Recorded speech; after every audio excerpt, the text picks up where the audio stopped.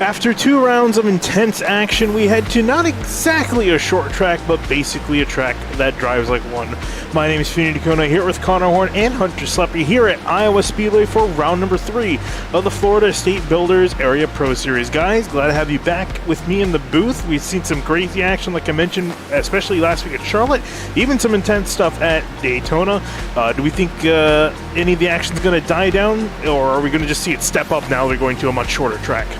Oh, we're going to step it way up. The 2 races this week and the race on Tuesday night at Iowa and the Truck Series is any indication, it's going to get absolutely wild. We've seen it get wild here. Last season, James Scarlett was the one who took the checkered flag in Season 3 when we came here for the first time in the Pro Series at Iowa, and he's at the top of the board. He's looking good, but he's going to have to avoid a lot of chaos tonight.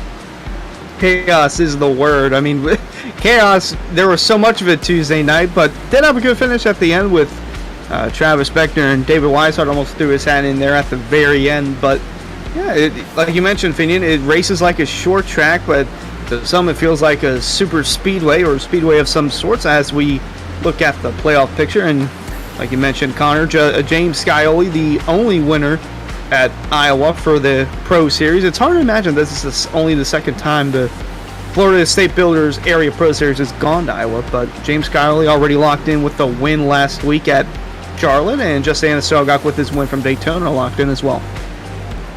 Yeah, taking a look there at the rest of the order, Alex Weaver, Justin Munsell, Nick Silver doing pretty well after the first 2 rounds. Again, really once we start to get further into the season, really start to see the big names kind of rise to the top, especially the people who struggled at Daytona. Guys like Brad Slaughter, Shane Terrian, who are still on the outside looking, and even Ryan Hart's stuck in 18th. However, on the timesheets looking at right now, he's currently sitting in 3rd. But before we do that, to take a look at the team points, David Weishart Racing enjoying an early lead in the points after getting 2 wins to their names, IRLC and Sky Motorsports, trailing them in 2nd and 3rd.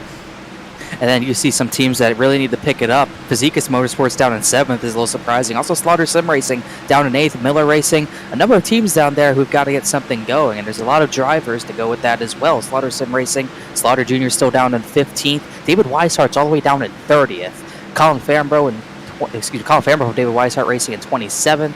A lot of drivers are really looking to turn their luck around. Cameron Hearn down in 26th, still looking for something to go his way. Yeah, Hearn almost had that win last week at Charlotte, but there's just always something that forced him from winning. But last Tuesday night as well. Yeah, there's just always something about him where it just prevents him from winning. I don't know why it is, but it's been that way since Season 2. But there you see the 7th Scioli, again, the fastest man in Iowa. Not too far behind, though, Matthew Bell. Got a pretty good-looking 43 car as well. And Ryan Hart's the 3 running in 3rd and looking to make a big improvement after last week.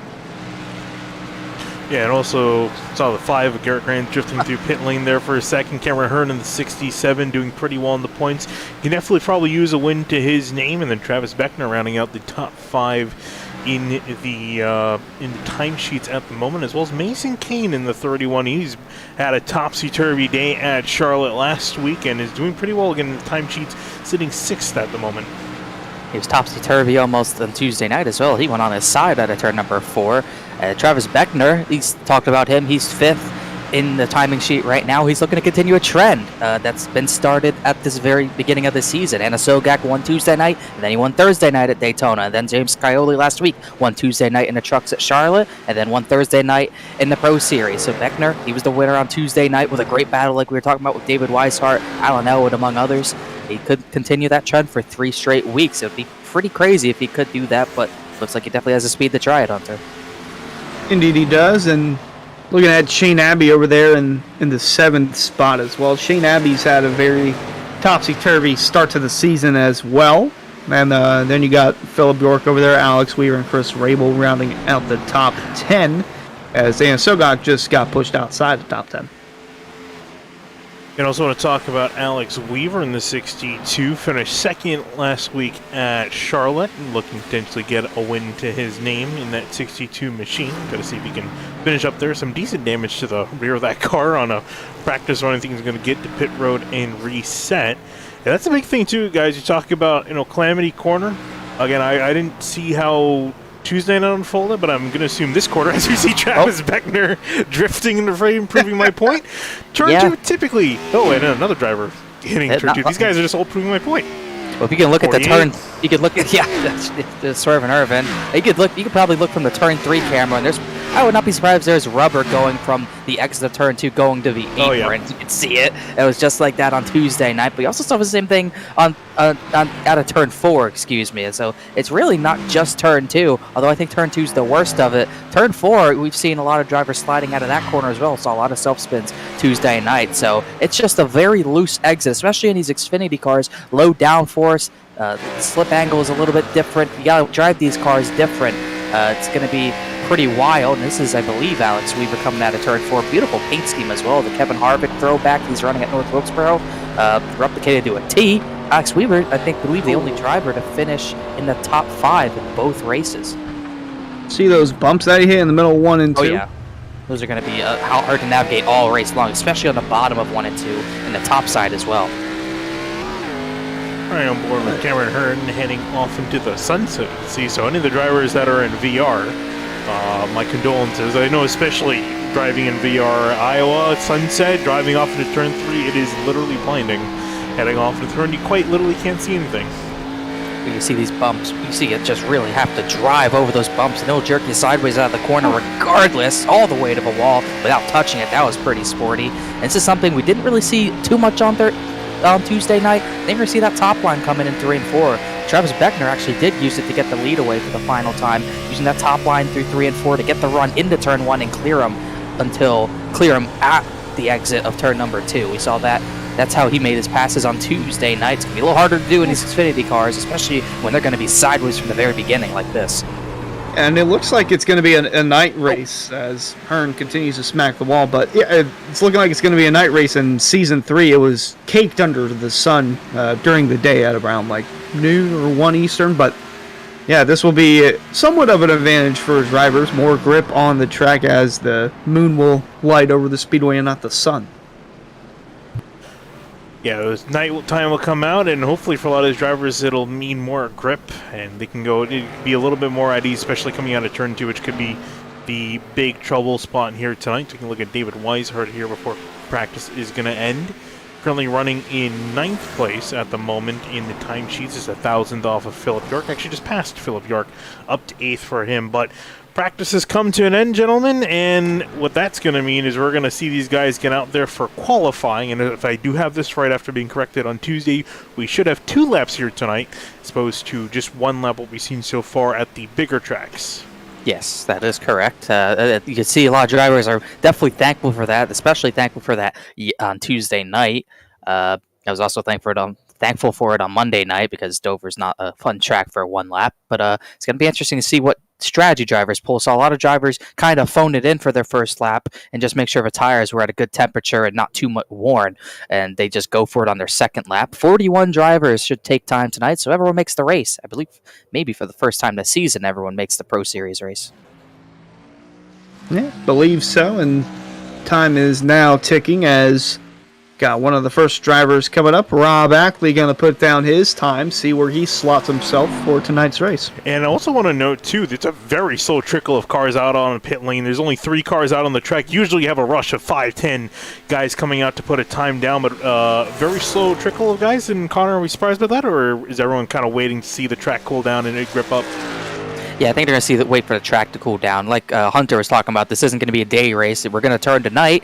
It's already about close to 8 o'clock sim time at the virtual Iowa Speedway. So I think a lot of drivers are going to try to wait for that track time to maybe come down a degree or 2. Maybe not going to make too much of a difference, but anything lower than what it's at now at 77, those drivers are going to try to take advantage of it.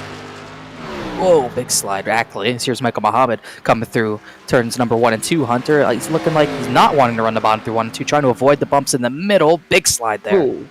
Yeah, that's something that'll get you out. Those bumps in the middle, the bottom, it's all over. Then you try to run the outside, but you don't want to clip the wall because then that dignifies your lap time. And then you got to settle with what you got for lap 1. But Mohammed on lap number 2, not quicker, so going to stay second. Forrest Smith, haven't talked too much about Forrest Smith yet, but looking to make his name heard tonight and the state of corn, Iowa. We'll definitely see if he can get it done out of turn 4. Gonna be one of 6 guys to complete their qualifying effort at the moment. Does he go faster? Not quite. Stays in 7th. Shane Tarian up to 3rd place, and Greg Mitchell, actually pretty much identically on the same part of track as Tarian, is up to 2nd place in his number 2 machine. We'll see, can they improve on lap number 2. Connor, what do you think? Lap 2 or lap 1 is going to be the quicker one? I think lap 2. You just got to keep the tire temps cool and keep the wear, keep it not as worn on lap 1. Really just run through 3 and 4 on lap 1. Coming to lap 2, you should get a good time down. I think the second lap's going to be the money lap. Mitchell went fast. Did not go faster, though. He went for lap 1 and was not able to put down a good lap 2. Therian hit the wall, so he didn't get his second lap in. And then looking at a few more drivers coming out now. Austin Gakjone is starting his first time lap, and unlike a few other drivers, he's going to go to the bottom, try to run over those bumps, and hopes he can just cut the corner enough to improve the time. Well, in the midst of all that, Tom Bourne has jumped up to 2nd on the board. Very hard to believe that he is the leader in points for the Truck Series. I can't believe that. And really? Just how close everything is. Yeah, he is, oddly enough, in front of James Skyley by 3 points. And Senesac and Asogak, Grant, I believe all those guys are racing tonight. They're 3rd, 4th, and 5th in the truck standings. So they're looking to continue their ongoing battles in the Truck Series. But in the Pro Series tonight, as Hearn just pancakes that wall coming out of 4, going to stop right before the line. Or it might have crossed over. I'm trying to check. I don't know if he looks like you did. It looks like it started lap number 2, so you did not make it. So Cameron Hearn is going to have to be starting from the back, it Bad seems. luck continues. Bad luck continues. He could not have crossed it. He literally only crossed the front end with it. That's heartbreaking, but he'll have more work to do as Brad Slaughter Jr. goes to the top of the board at 23.836. He goes to the top of the timing sheet. Quickly, Hunter, were you talking about Tom Bourne in the truck lead? That's who you were talking about? Yes. I thought you were saying Gakjo, and I was like, I didn't see him. Oh, no. Yeah, Slaughter's going for a second lap here. I don't think it's going to be faster. He's just going to shut it down. He's pretty pumped about that lap time, and really didn't see him in the top 10 in practice, but very solid run there. And here's David Weishart looking to improve in the point standings, as you mentioned, all the way down in points. But his team, on the other hand, even though he's racing for Slaughter Sim Racing, Slaughter Sim for the pro side of things, his actual Pro Series team doing well. And Asogak and Skyley, the only drivers with wins on the season, so that's got to be pretty good heading into the race. And Weishart was 13th. Oh, wow. Second place. Solid job. Early. That's probably the biggest game we've seen on lap number 2. Weishart getting it done, but not done enough to get past Brad Slaughter. Still, I don't think you could be disappointed with going up to second place. Looking at Alex Weaver in the 62. We're talking about that Kevin Harvick throwback. Looking pretty good, but can the car look as good near the top? It does not. Well, at the moment, at least. Currently sitting in 12th as he starts lap number 2. Yeah, 10 positions behind David Weishart with that lap, and only separated by a 10th, those two are, so it's pretty surprising. Got to run the top in turns 3 and 4. I don't think we've seen this on a hot lap, but you can get a really good run out of turn 4. Will it carry for a better lap to the line? Yes, but not by much. Does get the 62 up 2 positions, even though it was only a few hundredths seconds of a difference. Well, there you just saw Shane Abbey finish his time, 3rd quickest for that 84 car, and then Colin Fambrough just actually dethroned him for that 3rd spot. It was a 23.853 set by the 18 of Fambrough, who's also a driver for David Weishart Racing. Maybe he could continue the streak of wins for David Weishart Racing to start season 4, make it 3 in a row. Oh, big slide. Ooh, gets close to the wall off of turn 4. Keeps it off. Does he go faster? No. Does not. He's going to go a little bit slower, so that's going to be it for him. Ryan Hartz. So I actually have Hartz putting down that he started a lap, I think gave up on it. So now this is him going to go for lap number 2. It's going to be his only attempt, so he's going to have a lot riding on his shoulders here to prevent himself ending up like Cameron Hearn, starting near the back. He's going to get that second lap in. James Scioli is coming to the line to end his first lap. He ran high in 3 and 4, trying to get the run for this to be his big lap, but even his first lap was solid, 23.845, only 100th off pole, and he's going for it this second lap. Look how sideways that rear of the car is out of turn 2. Loose is fast, but you don't want to be too loose because then you'll slide it into the wall. Bottom of 3 and 4 for Scioli. Going to come out with all the momentum in the world. Will it be enough to dethrone Brable for pole? No, it will not be. No, but it will not. We did not. We got to talk about Rabel. He got pole out of nowhere there while we were looking at Scioli. Yeah, he just kind of snuck his way up there.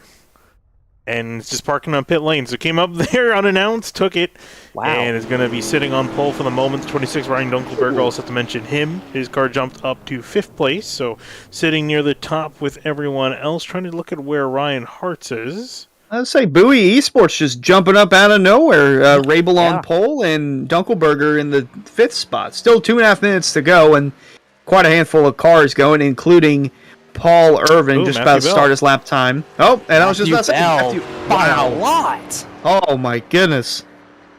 Only driver in the 23.7s in qualifying. And I was saying lap 2, it's lap 1. These drivers putting their first lap down and going all out. What a lap by Matthew Bell. You know what? He won the truck race here a season Ooh, ago and at Mason Iowa. King, too. Where are these Wow. drivers coming from? Going out late's maybe paying off here too. He's still going after it. Oh, No, he's going to gave shut up. it down. But what a great time for Bell and Kane. I bet those are two drivers no one bet on to get on the potential front row starts. I probably thought Bell would get up there. Kane, I definitely didn't think, but he's got something underneath that 31 car, and the Sogok 18th quickest. But yeah, I was gonna say Matthew Bell won season 3 in the truck series at this track, so he knows how to get it done. Will he get it done in the Pro Series though? He's got a very good looking start in the meantime, but John Furness 16th quickest. See if he can dethrone them for the pole. He's actually done. I was just looking at him. He's completed. In fact, everyone else has pretty much completed their laps or made an attempt, or it doesn't look like they're going to go out there. Still got a minute remaining. So, I mean, if you want to go, I'm going to want to go now.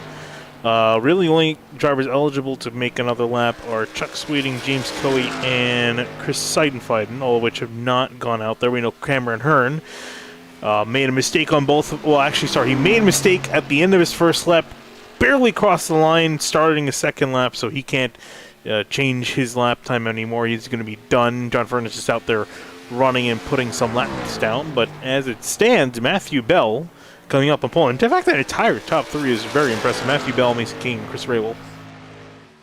Yeah, we're really impressive from, I would say, all of those guys. And I don't think, if I'm wrong, I don't think Matthew Bell has a Pro Series pole, so that should be the 20th different pole winner in these Xfinity cars for the Area Pro Series. And he did it in pretty, I guess, dominating fashion. He did it by 0.04 of a second, which is a pretty big gap considering how tight everyone else is in qualifying. You go to second place Mason Kane, and then you got to go, if you go back a full 10th, it's all the way back to 22nd place Jordan D. Martin. That's how close these drivers are, Hunter. Very close indeed. And as you look at the qualifying results, we'll get your order sorted out in just a moment. I'm going to take a look at that with Roasted Gems Coffee. Race fans, be sure to start your engines with a fresh cup of Roasted Gems Coffee. Choose from some of the finest coffee beans from Colombia and Peru, or try the blended flavors of French vanilla and hazelnut. Use discount code Area iRacing for 10% off your order at checkout with Roasted Gems Coffee. That's roastedgems.com. And I think Matthew Bell definitely had a cup of Roasted Gems before going out there and putting down that pole time. I mean, no one else put down a 23.7. And I believe, let me go and look at this, that definitely obliterated the track record last year from Brian Shamlis. He ran a 23.912. So that track record is going to stand for quite some time, Finian. Yeah, and the funny thing, too, I was looking at it, he beat second place by exactly, ironically, his car number is 43. He beat the second place time by 43 thousandths of a second. Coincidence? I don't know. The scriptwriter's starting early, guys, it seems. Yeah, someone leaked the script a bit too early, but that's okay. As we're in the warm-up period here, going through the driver. What's the word? I'm Meeting? blanking on words. Driver Driver's intros? meeting. Thank you. Well, we should do driver intros. Oh, Why don't that'd we be do driver intros? It'll also be a long process, but it'll be worth it. Yes, driver's meeting is what I think we were looking for, and we should be going over to get the starting lineup of 41 drivers starting this one tonight. Big field. And we saw that be an issue Tuesday night. We'll see if it gets cleaned up tonight. I think we got a lot of really solid drivers in here tonight, and Iowa's a good track for these Xfinity cars. I've always liked the way they race here. Yeah, they always manage to put on a show, especially when you get these guys, low grip conditions. It takes a little bit of managing, but you see the guys that are able to manage it. You have the back end sliding out like we've seen in practice already. Hopefully they're not going to be sliding around too much to the point where they're wrecking, with just enough to see these guys on the edge of grip, fighting that grip, but still also struggling to make track position work. It should be an interesting one. Iowa's a great track. I think it should really be on the Cup schedule. It's still unfortunate. It's never been on the Cup schedule, right? It wasn't on it during the pandemic, I believe. No, oh, yeah. It was not. I was surprised. I genuinely thought that they were going to kind of throw it on there when they were looking for tracks to put up there. I mean, Gateway is now a permanent fixture on the schedule. So I think between Iowa and Gateway, both of them I think should have been on the Cup schedule. Now at least one of them made it to it. Yeah, and we got all sorts of tracks coming back, like IRP, Milwaukee Mile. All those tracks are coming back to the lower Milwaukee series. too. I'm glad for Milwaukee. I was concerned for it for a while because I don't think it had any like national series action for a couple of years. I was a bit concerned about how it was going to look. Yep, it's pretty cool to have that as a playoff race as well. Indeed, and as the warm-up time is done, we're getting to gridding here, and considering we got so many cars, let's start going through your lineup. Starting on pole, we mentioned the number 43 of Matthew Bell lining up on the inside next to Mason Kane with impressive effort, and his Toyota Supra is going to be lining up in second in the 31 car. And you got to go back not too much further to the row number 2 area. Chris Rabel in the 29 car starting third, and alongside him will be the 9 of Brad Slaughter Jr., who had tough luck on Tuesday. Moving on back to row number 3, it's going to be David Weishart in 5th position in the 33 car. James Scully next to him in the 7 in 6th place. The only winner at Iowa in the Pro Series. We'll see if he can do it again. 7th place, Ryan Dunkelberger in 7th. Great qualifying run for the 26. And then Colin Fambro in the beautiful Pepsi Camaro starting 8th. Back in 9th place is going to be Shane Abbey in the 84. Rounding out your top 10, Rob Ackley in the number 14 Ford Mustang. As Hunter mentioned, the Truck Series points leader Tom Bourne in the 16 Toyota Supra, and then alongside him, Greg Mitchell, who also had a rough go at it on Tuesday night. He's looking for better. Moving on back to 13th, it's going to be Shane Terrian in the 38 machine. Andrew Phipps is going to be lining up next to him in the 25 in 14th. Philip York had a good run on Tuesday night. He starts 15th place. Alongside him will be the 28, the Final Four contender from Season 3 of the Pro Series, John Furness. Back in 17th, it's going to be Travis Beckner in the 27 car. Next to him, Justin Sogak, winner at Daytona, going to be starting all the way back from 18th in the 88 car. Got two drivers who were amidst all the chaos at Charlotte last Thursday. Michael Muhammad in the 78, who was all over the place trying to avoid wrecks last week, and swerving Paul Irvin, who was in the same boat in 20th. Moving on back to 21st, me Alex Weaver in the 62, Jordan Martin lineup in the 22nd position in the 17 car. Case Lacaze, who had a really strong run at Charlotte near the end there, he starts 23rd. Alongside him, Nick Silver is doing great in points as far as it stands right now. He's 24th. Back in 25th, Justin Munsell in 6th place. Next to him, Matt Alverson Justin Munsell's in 25th place in the 6th car. Matt Alverson in 26th in the 21 car. Ed Robertson, who made his 100th area start on Monday night, he starts 27th. Alongside him, 09 Camaro, Bryce Senesac. Moving on back to 29th, it's going to be Ryan Hart in the 3 Camaro. Next to him, Andrew Santo in the 10 Camaro in 30th.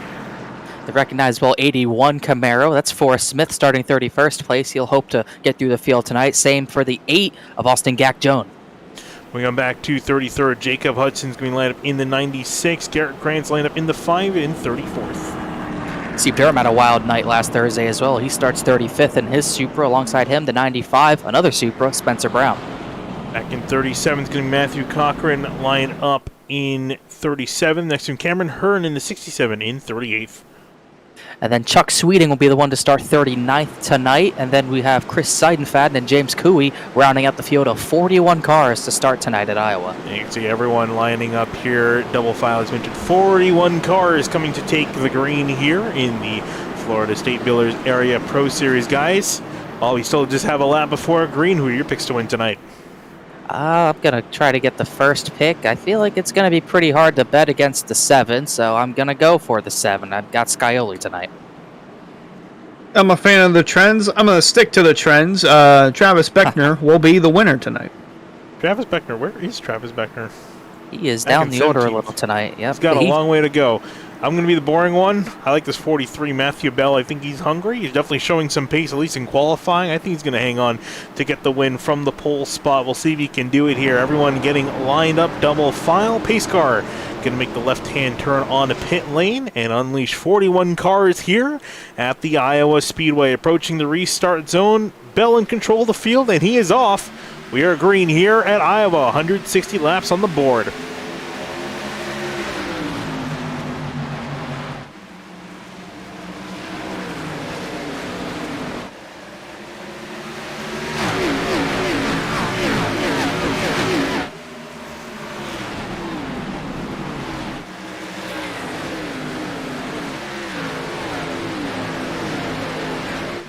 Lap number 1 complete, and Mason Kane getting the lead, fighting it away from the 43, so that high side working well, at least early on. See if Matthew Bell can recover from that, but he's got a mirror full of Brad Slaughter to deal with. Well, Kane really sideways off of 2, but we saw this on Tuesday night on the initial start on green. It's hard for that guy in the bottom to really get the lead because he can't get clear of second place. So Kane was able to take advantage of that, pinch the 43 to the bumps, so get a great run off for 2, and the yellow's out. In turn 3, Spencer Brown, few drivers in this. Jacob Hudson, Spencer Brown, Ryan Hart's in there as well. Oh man, not Ryan Hart's. That's one of the downfalls of having a poor qualifying start. He started 29th. He started all the way back in row 15, and one of the dangers of it. He had issues in turn 1, I think. Oh, and then more contact with Andrew Santo there. And it didn't end there. Here comes Jacob Hudson on the track into him.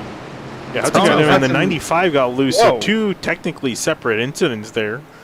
I'm not sure if Hudson had help going into Hart's. Yeah, that was weird. See, I don't know what happened to Hart's in turn 1, but that's what shot him up the track to put him in the position to get squeezed by Santo. We'll rewind a little bit further. We'll check up here. So this is coming out of 4 lap prior. Your Simrat Market replay here. Heading off into turn 1. I think got hip checked by the 21, indeed. Oh wow. Wow, what a rough start. What a rough lap. He gets hip checked by a 21, squeezed by a 13, and we'll see Hudson come in here just turn right. That was weird. Wow. And Spencer Brown spun trying to avoid. Three drivers hip checked him in the same lap. They don't like the 3, apparently. Right on board with Spencer Brown. This is Brown just trying to get on the brakes. Cold tires, spun it, and got hit by the 96. And someone else has got a piece of that by the end. I think James Coey, as you mentioned. So back early on, slowing down the pace. Ryan Hart's getting the worst out of that. Yeah, he got hit all 4 corners, it felt like there. Had nothing go his way there. I think his damage isn't too bad, but definitely already puts him on the backhand of the entire field. He's already at the back. This does not make it any better, and he's got a damaged race car to deal with here now, Hunter. Yeah, that's a tough blow to the 3. Again, very early on, only lap 4, still have over 150 laps to go in this thing, but already a tough hole for the 3 of Ryan Hart's. The 38 of Theron as well down pit road. But I'm still impressed with how get put a lap down. Huh. This is surprising. I was looking here, I was surprised to see him down on pit lane. It came from 13th. I didn't think he had anything to fix or whatnot, but he got put a lap down there. You can see him waiting on the end of pit lane, so bad news for the 38 camp early on. Yeah, I'm not sure why either. Had no damage. He got out of the car, so he must have had some issue.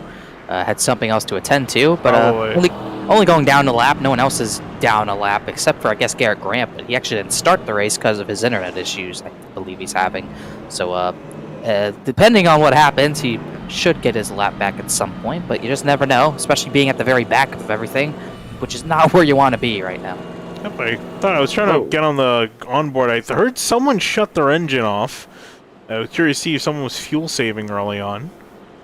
It seems very early to be doing some fuel saving, especially on lap 6. But yeah, going back to Mason Kane, I was surprised to see him just take off like that. I was about to ask if that was going to hurt the tires at all, if the 43 was just going to let him go and let the 31 burn his stuff up, or if it's just that quick on that outside line. I think it might be definitely that case. I usually typically like to run the outside lane at Iowa. I feel like that run off the corner can help you so much. It really depends, though. Usually later in the run, I feel like is when that comes in, not so much early on. Early on, everyone's mostly near the bottom, but I also saw James Scioli making use of that outside lane. It only bottom one spot up from 6th to 5th. But looked like he was preferring that lane early on. And I actually saw a couple guys down the order also staying up near that top lane, not even going for the middle. Everyone was kind of leaving the middle lane deserted. You were either going top or bottom. Yeah, and Scioli made up a spot on the top. Travis Beckner kind of just stuck to the bottom/middle, and he got him 12 spots in the first 2 or so laps we had green. So it's probably up 5 spots. He's probably one of the bigger movers. Definitely one of the bigger movers in the top 20. Chris Seidenfaden went 41st to 31st and all that, thanks to pit stops and whatnot. So got some movers even in a few laps. And going to have the restart here, coming to it this time by. Macy Kane's going to be at the control. And even with the jump he got on the top, he's going to take the bottom again because, like I said, I think he really got that jump because everyone has to go on green. This time, leader doesn't have to go on green. He's going wherever he wants to in that restart box. Very smart from 31 of Kane. We'll see how this restart goes, and it could set a tone for the rest of the night, just how patient you have to be if you're the second car in the field. But Macy Kane is in control, and pace car about to pull back in. See if we can go for a little bit of a longer run this time, Finian. Yeah, we'll see if we can go for a longer run here and how long we will go for. As we go back here, green, 31 out on the gas. A little bit of a checkup on that outside lane. We're back green here at Iowa. A clear lead for the 31, the 9, and the 43 now fighting for second place and behind them. Look how bad those bumps were for Scioli. Really shot him up the track. Bell's able to take advantage of the 9 having the same issue. He gets clear for second. Slaughter third. Never mind. Scioli a big dive to the bottom to try to take it away, but does not have to run off the bottom to maintain it as Chris Rabel tries to take advantage of that. Oh, Mitchell in the wall back there. Car in front of him just clobbered the wall as well. Now the 25 of Shambliss looking to, or actually Phipps, excuse me, capitalize on that. Yeah, Andrew Phipps in behind trying to make, whoa, I think got tapped by the 97. He's around. He's got to lock it down, and the caution is not going to fly there. Nope, there it is. Whew, and everyone missed him somehow. Wow, I thought it was going to be big, but he did a good job locking it down. And not too much damage either. Take a look, and we kind of saw most of that start off here. And yep, had help from the 97 to get that 25 loose. Connor, you mentioned in the pre-race these Pro Series cars looser than potentially the trucks or the Cup cars. I think we definitely saw a part of that there. Oh yeah, for sure. I think that's not the last time we'll see it, as we see it on our SimRat Market replay. All over the bumper 97 was, and it's definitely going to get loose when you got someone on your left rear. A little tap there. It's all it takes to send these cars around, and Phipps did a good job not trying to chase it into traffic just to save it. Just lock it down, keep it on the top, and make sure no one hits you. So really, really impressed by the 25 there. Trying to see if we can get her on board with the 97. There we go, Phil. We're going to find him up in 17th at the moment. Take a look at it from his point of view, heading off into turn 3. Yeah, and you can see the 25 was checking up for Greg Mitchell. 97 wasn't ready for that. Especially with all these cars out here, that's not uncommon to see a stack up like that result in someone getting spun.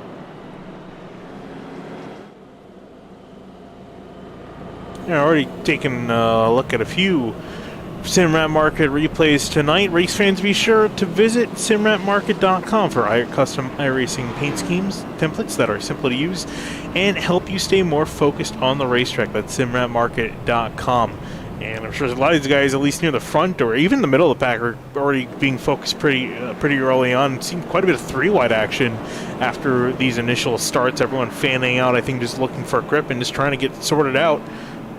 But not a lot of wrecks coming from the 3-wide. Again, just kind of one minor 1-2 car incident a little bit further back, which Connor, you were saying before we went live even, that's similar to what happened on Tuesday night.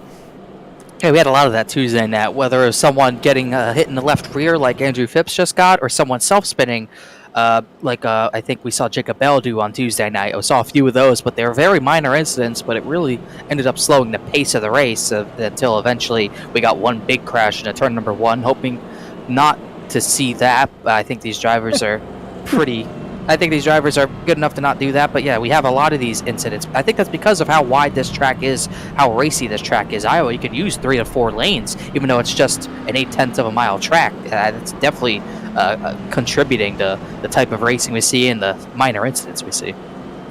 I'll say at this rate, if we is Brass Lark going to come down pit road? You're going to duke it out. I don't think pit so. road it's closed anyway. Yeah, Red light, very bright. Can't miss it. Trying to say Or is gas? he pulling off? What's he pulling off for? Maybe internet issues. This is odd. He wasn't a part of the yellow. Maybe he's having issues with his wheel pedals, something like that. He'll get back going. He should get a spot back. Might have had something to take care of. Had to step away from the computer real quick and then get back going. Bit concerning there for a second. He's lucky this is not off of real life. Oh, maybe that's why. I mean, that's why I pulled off. Maybe his favorite team drafted someone he didn't like. He just had to walk away.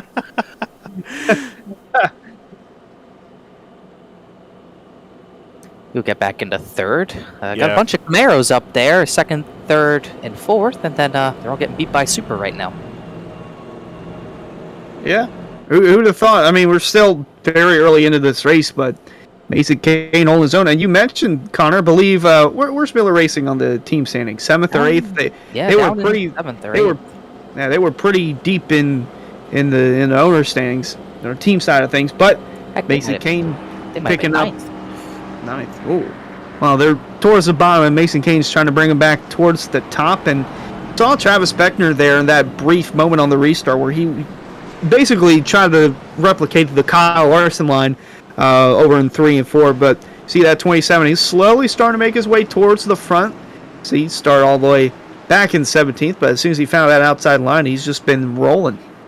Yeah, has also found the front bumper of someone else. His rear bumper's dented in a little bit. You can see there as he's coming back around in the shot. So a little bit of damage shouldn't really affect him too much, but he has made some solid forward progress. He's one of the biggest movers on the track other than Alex Weaver, who's moved up to 13th or 14th spot, up 8 positions. Taking a look back though at Mason Kane here as we get back to the restart here. We'll see how long we're going to go. 2 quick cautions to slow us down. Well, now we'll see how long we can go. Green flag back in the air. Kane away, and Slaughter and the 43 of Bell continue their battle off into turn 1 where they were just a few laps ago. It's going to be hard for the 9 to clear the 43 on the bottom of 1 and 2 is a better shot down the other end of the racetrack. Look at that run the top gets here at a track like Iowa. So he's going to try to send it down there. Not much doing. Gets a gap, gets in front of him for a brief moment, but that top line very solid. Bell gets back to the runner-up spot. Oh, and here comes Scioli down to the bottom. I was going to say, Slar's got to get in line if he wants to avoid losing another spot, as Beckner tried to go on the outside of Shane Abbey. Might tap the wall there a bit, but he's definitely trying to make up some more ground as track's starting to wind out just a bit. Up ahead of them, Brad Slaughter trying to get back to the inside of the 43. That battle is going to subside for now. Shane Abbey looking to the inside of Chris Rabel. Rabel started in 3rd, has dropped back 3 spots already. Might drop the 4th spot as the 84 is trying to get racy with him. Really not getting off the corner as I'd expect him to, being on the top line. Just kind of trying to defend for his life up there. That's what the top line, it's kind of, multi-purpose. You can use it for defending on the top. It's also really the best passing lane around Iowa, in my opinion. We see the 27 of Beckner looking to the outside of Abbey for 7th. Then John Furness. Furness didn't have a good run in qualifying as well, so he's already worked his way inside the top 10. Meanwhile, Ryan Dunkelberger trying to use that Larson-ish line on the outside as Fambro tried to take that spot from him. Yeah, unsuccessful night. See the 18 stay in behind there. A lot of battling going on. Everyone feeling that they can move up position. So very racy on the track right now. A little bit further in behind them. See some cars on the line. I believe Justin Anasoga trying to look at the inside of the 62. That is Alex Weaver. Oh, spin. Jordan Martin got bumped by Cameron Hearn. They saved it. Hearn got a shot back from Martin because of that. Santo's up the track, but they all saved it. Take a look at your sim round marker replay to see what happened there, and we saw that it was involving Martin and Hearn. This is heading off into turn 3.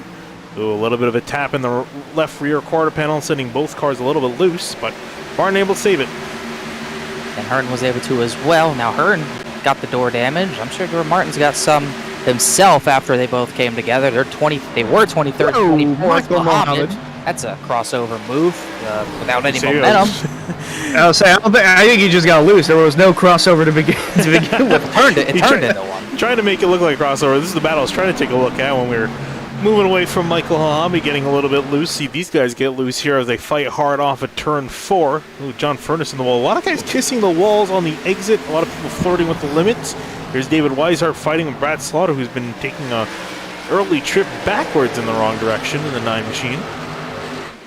Kane and Bell away from everyone else, but yeah, Slaughter kind of just gave it to Weishart, not fighting him whatsoever, running the top line exclusively, as Travis Beckner is the next one to take a look to the bottom of Slaughter, really close out of 4, but keep it clean, as Beckner kind of pinned down to the bottom, him and Slaughter and Chris Rabel kind of blocking from getting any sort of exit off the corner. And he's stuck on that bottom too, can't really get into the outside groove like he was doing earlier, but going to once again try to get around the 9 of Slaughter on the bottom, see if that works. Coming out of 4, might get a little tight. He's able to hold it off. Brad Slaughter might be able to clear the 27. I think he wants to, but can't quite get in front of him.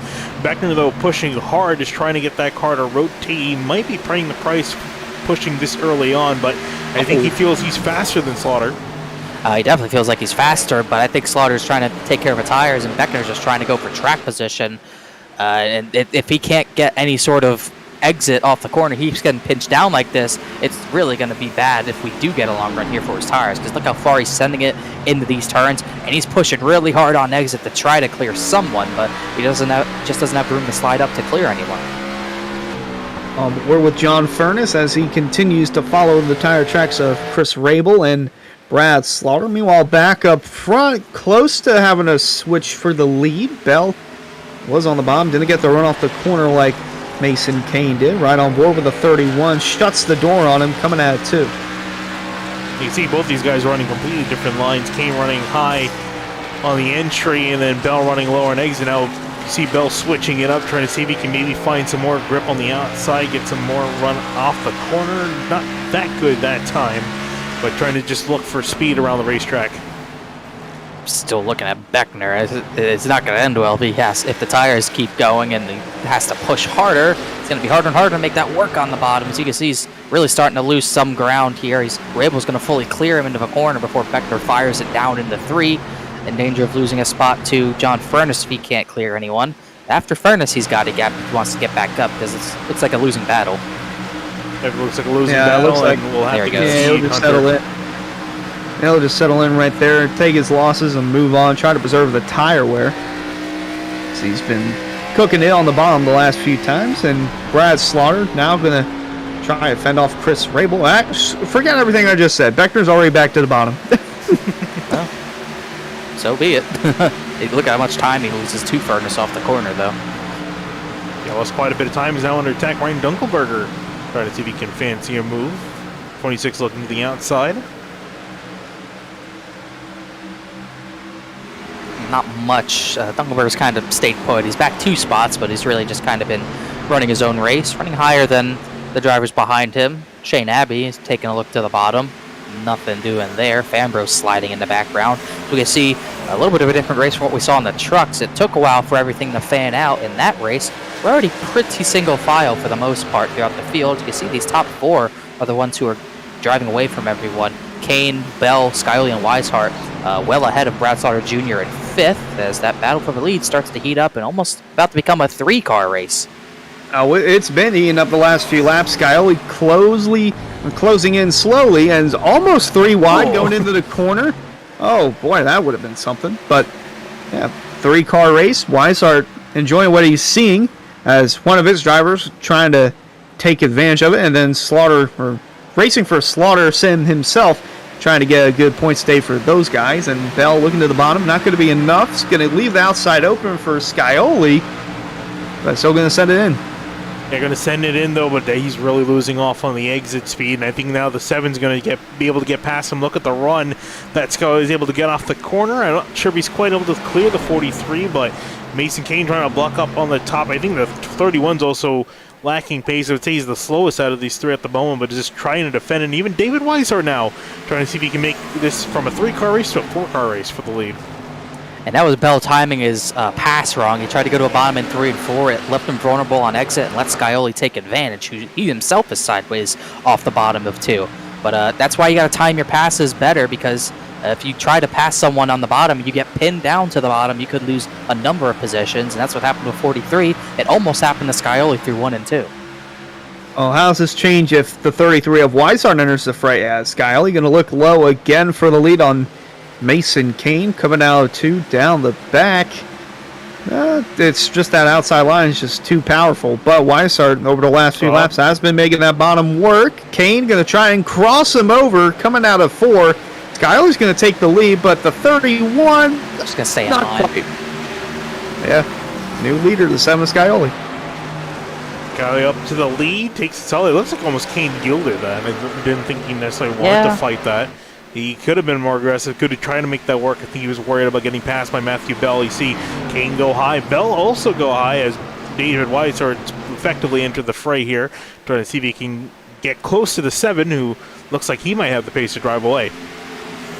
Yeah, we'll see in a few laps if he does have that pace. He's running the bottom, which he's losing out on the exits, but he's gained, even when he was behind Mason Kane, he was just so much faster through the center on the bottom line, shorter radius, and it was just making it easier for him to roll that center and get by the 31. Matthew Bell trying to do the same, not quite clear, got close at a turn 4 there. Kane's able to prevail as Weishart continues to just kind of sit back here, as here comes John Furness starting to climb up the order. He's all the way up from 16th into the top 5. Crossover from Slaughter. He's going to try it. Ooh, big lift from Furness. He had no choice but to give the spot back. Well, Weishart and Scioli enjoying the battle between Kane and Bell, because Scioli's pulling away and Weishart's getting closer. Is getting close. You can see 2 really solid battles in the frame there between Kane, Bell, and Weishart for 2nd place, and then behind them, Furness and Slaughter duking it out for 5th. And Furness attempt number 2 for him on the number 9 machine. Going to chuck into the inside of turn 3. Can he make it stick, though? That's where he's been really struggling to finish it off. Ooh, close, but not quite able to do it. Just helped. Slaughter kind of pinned him to the bottom. He did not go way top. He kind of made sure Furness had no room to slide up, as Furness is going to try to bottom again.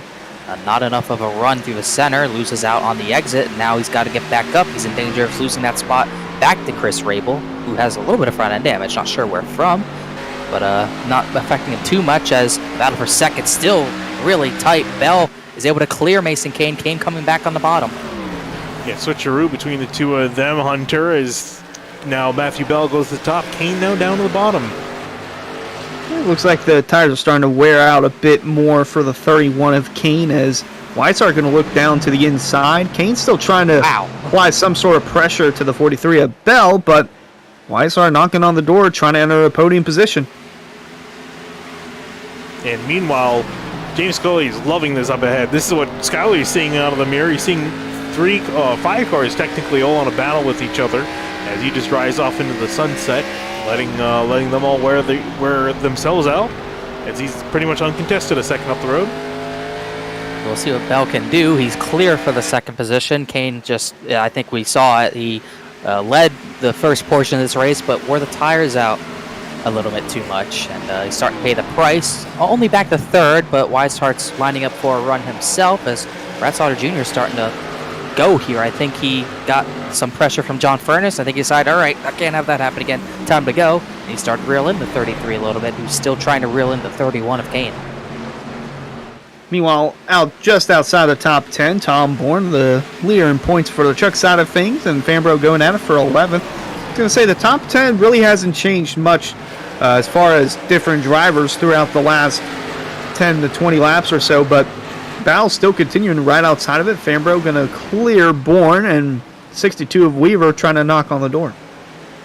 Yep, Weaver looking to the outside here, wherever the 16 with the 16 stuck on the bottom. Bourne a little bit sideways as I think the car up ahead of them. Shane Abbey catches at the wall just a little bit, heading off of turn 4 as these guys get stacked up again. Fambro clear now, and here comes 62 Weaver trying to make a move on Bourne.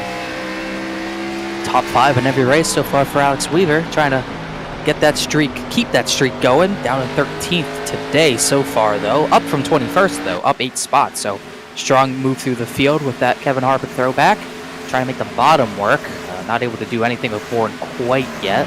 As Kane and Weishart start to go side by side. 33 has reeled into 31, but we've seen it. It's really difficult, Hunter, especially on a track like Iowa. Catching someone's one thing, passing is completely separate. Separate indeed, as we look at the 97 of Philip York and Nick Silver, Cameron Hearn, Bryce Senesac. This is 17th, 18th, 19th, and 20th on the track, as Hearn has slowly climbed closer towards the top 20, top 15 and such, as he is on the bumper of Senesac there.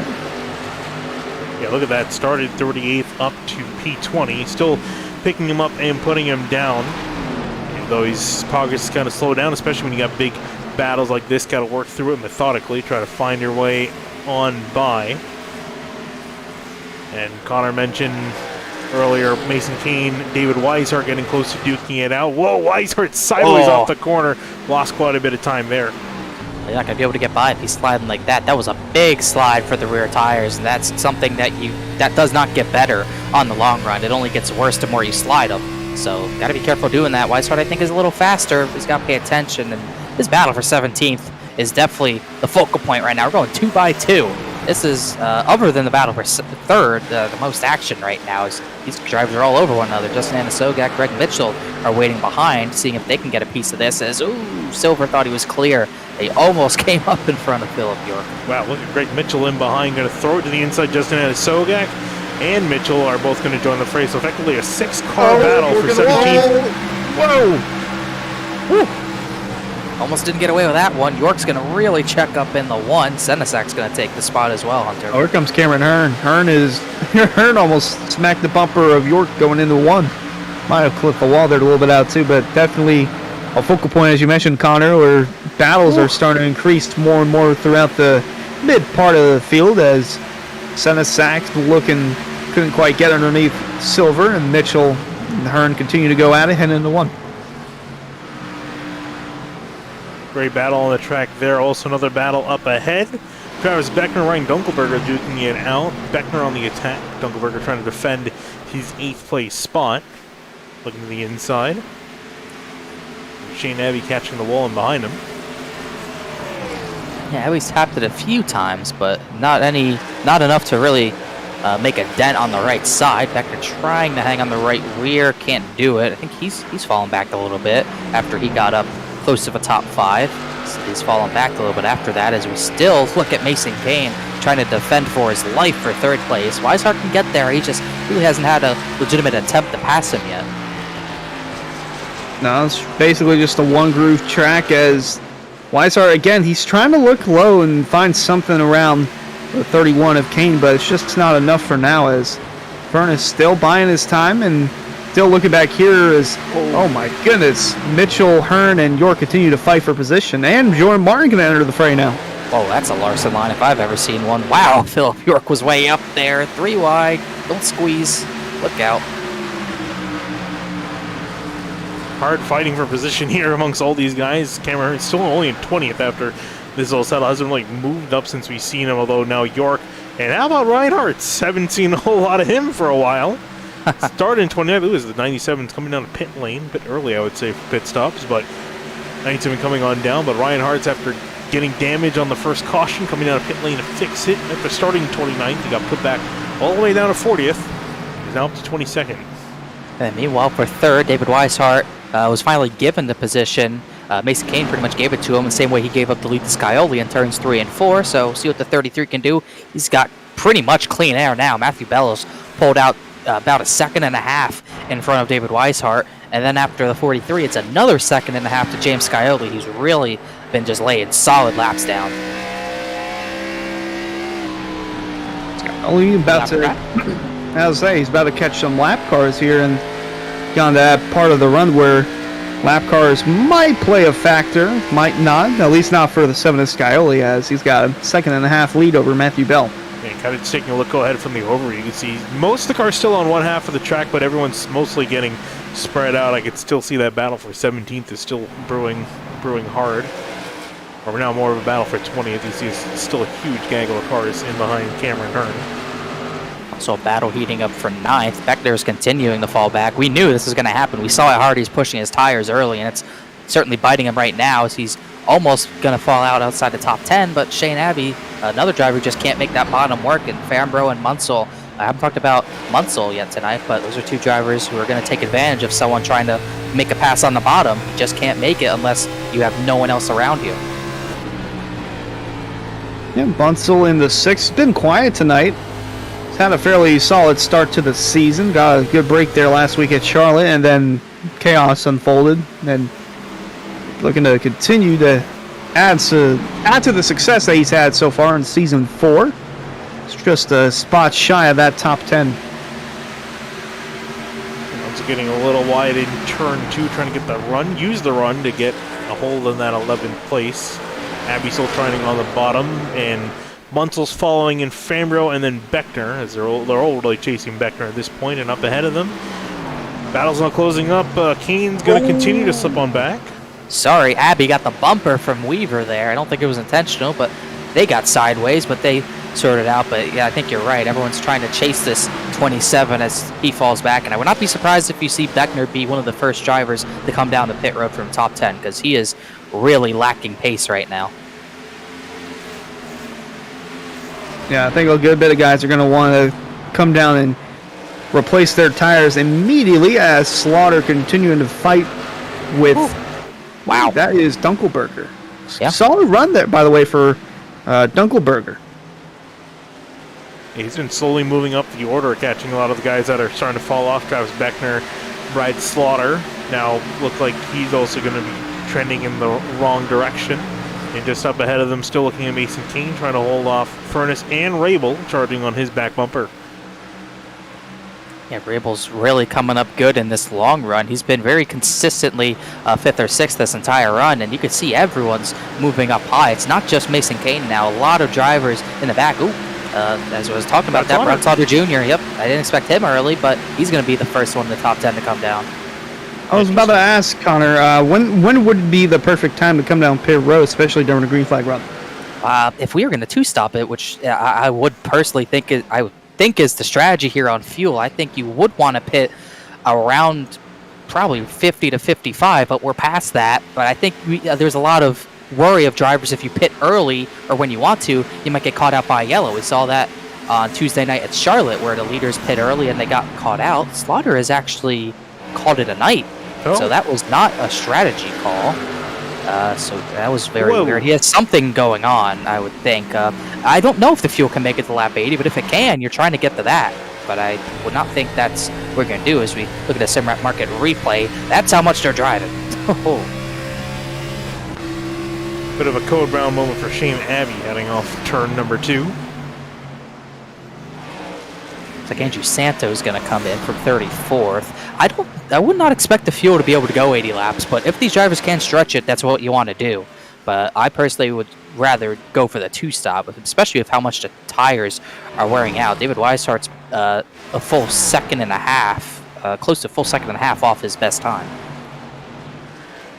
And here's the gap for the leaders. There's James Scioli coming on by, Matthew Bell, David Weishart, and then the rest of the top 10 all relatively bunched together. That lead continues to grow. It's up to about 2.4 seconds, and Scioli himself has moved up to the top in 3 and 4. Oh, yep, we got a train foreman. And it's all behind the 27. 1, 2, 3, maybe 6 cars if you want to stretch it that far. And at the front of it, trying to get through all this is Colin Fambro. And we got lap traffic up ahead. They got to deal with the 24 of James Cowie.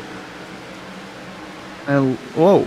Wow. Yeah, here comes, I believe that's a car coming out of pit road, but they're going to encounter lap traffic as Fambro trying to take the position away from Beckner, but Beckner and Munsell working on that top, and Tom Bourne as well. Yeah, James Cowie in the 24 trying to stay out of it as much as he can. Fambro, though, losing too much time off of 3 and 4. Here comes Munsell taking the spot away from the 18. Now he's going to try to see if he can have a charge at the 27 as Bourne is sideways off of turn 2.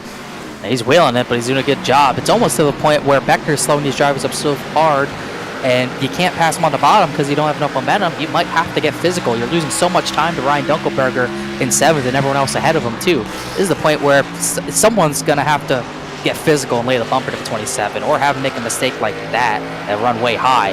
But I think this is the point of the run where you might need to see some drivers get physical if you want to make up spots. And the 6th car in the 9th position, trying to work his way into the 8th position. And boy, Fambro, oh my goodness, he about smacked the wall in 3 and 4. That's just how high these guys are running on the track. Here comes Santo on new tires. Got to be careful passing these lead lap guys. Whoa. Munsel's going to chop him. Oh, that is Santo. Yep. Santo trying to work by on his fresher tires. That's why he's up in the mix and faster than all these guys. So Munsell, I think, wasn't even aware of the lap car approaching so quickly that went down there. Nope, there's a car about to pass me. So had to back off that. Otherwise, he looked like he had a decent run on Travis Beckner. Couldn't quite execute there as these two, Fambro and Bourne, continued to duke it out. Up ahead of them, Mason Kane, John Furness. Well, we see all these guys a little bit sideways off of turn 2, as well as Chris Rabel, 4th, 5th, and 6th. Yeah, Kane let the 33 by, and it seems like every time someone gets behind the 31, they lose a lot of times. Mason Kane's pace is pretty slow on the long run, but he's able to defend quite nicely. I'm sure it's much of a dismay of Furness and Rabel, but 31's holding his own, while top 3 scoot away even further. You see Furness so close to getting that run off the corner, Hunter, and he dives to the inside.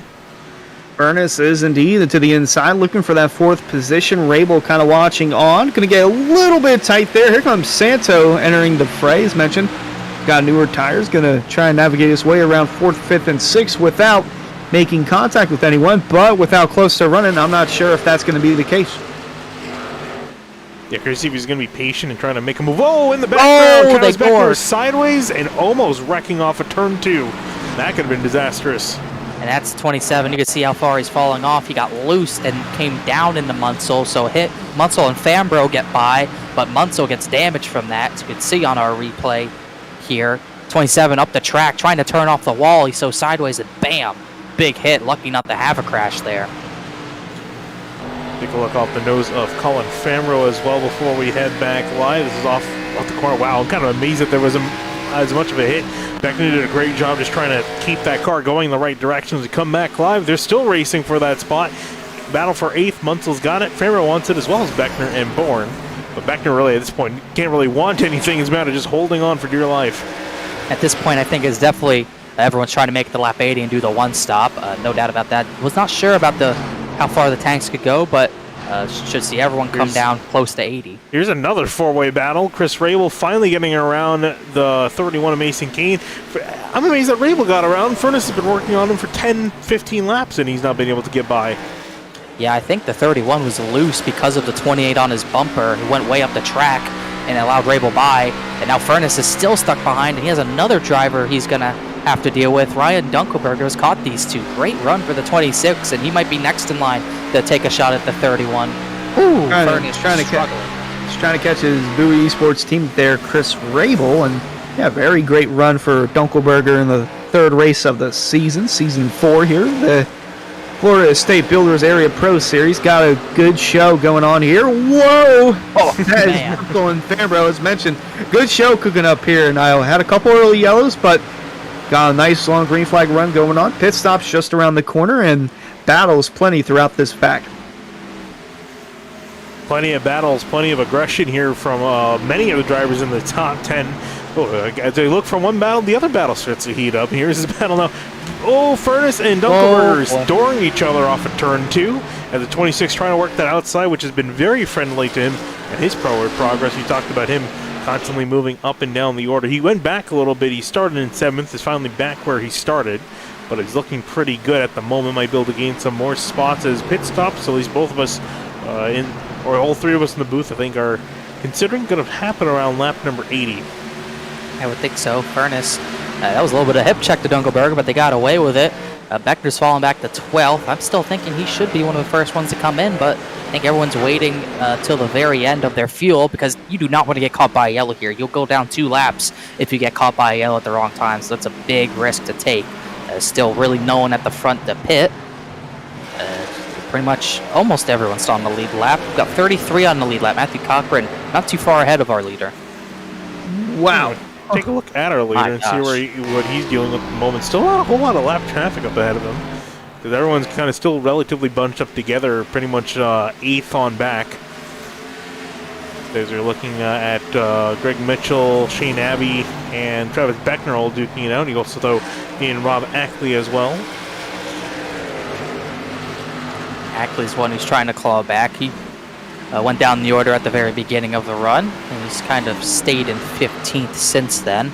Well, sorry, saw some changes for position quite a bit around here. Casey Licata is fighting with Paul Urban for 26th here, and Michael Muhammad in there as well. They've been changing back and forth quite a few times. I've seen the timing screen pop up, and now here it is popping up as Travis Beckner continues to drop down. Greg Mitchell working his way on past as Beckner almost gets in the wall. Wow.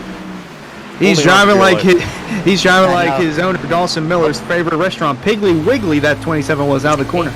Mason Kane's in the pit lane. That's the first front runner to come in from 5th. Mason Kane on down, not too surprising. Right on board with Travis Beckner. Hunter, you take a look at his hands. Talking about him being really loose. Yeah, Piggly Wiggly. Whoa. Look at it. David Weishart's going to be the next one to come down.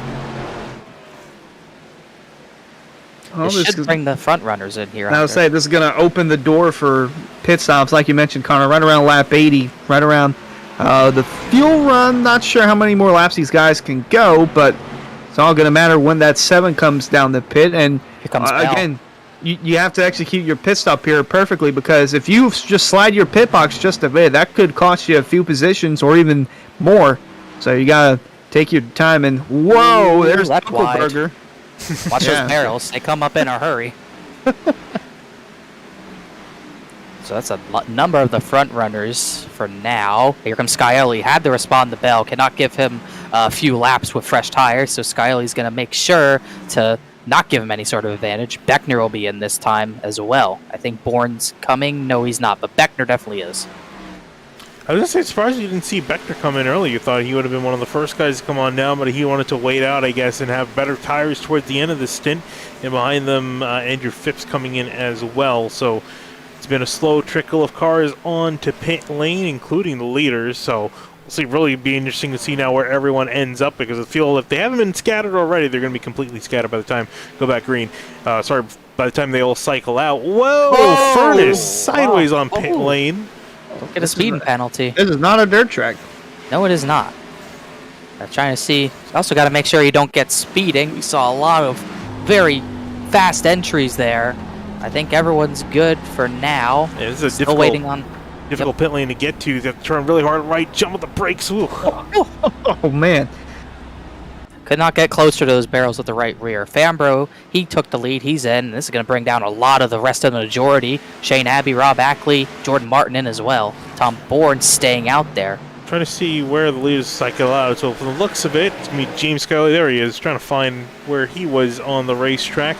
Currently running in 23rd. Should cycle out to be the leaders, working past Tom Bourne in the 16, who's currently the race leader. And actually, this will unlap the 7. From this pass right here. Ed Robertson comes down. Yep, leader does unlap himself, and Matthew Bell didn't really get as close as I thought he might have. Something happened with Beckner. I think someone hit from the very top lane and almost caused a wreck. I think that was Matt Alverson, but they got away with it. As still waiting on some of the leaders. Bourne, Munsell, Silver, Senesac, and Cameron Hearn. Some of the drivers who still. Weaver. Oh, he just pounded that wall a ton. Weaver against the wall there. You can see, I think if we're going to see a caution that's going to come out from here, we have so many guys on different tire, with different tire life. There it is, crash. Who's spun? That's Matthew Cochran. Oh, look out. Where is he at? There he is in 15th. As the yellow flies mid-cycle, mostly mid-cycle. We still have a few guys get to come on now, so that's going to shuffle up the order quite a bit. Let's see what happened with your Simrat market replay here. I don't think there were too many guys around him. See the two, Greg Mitchell, did he help him out? Oh, yeah, he did. Oh, Little net code too, but wow, that hurts almost everyone. That was Jordan Martin. He did a great job of getting past the 4.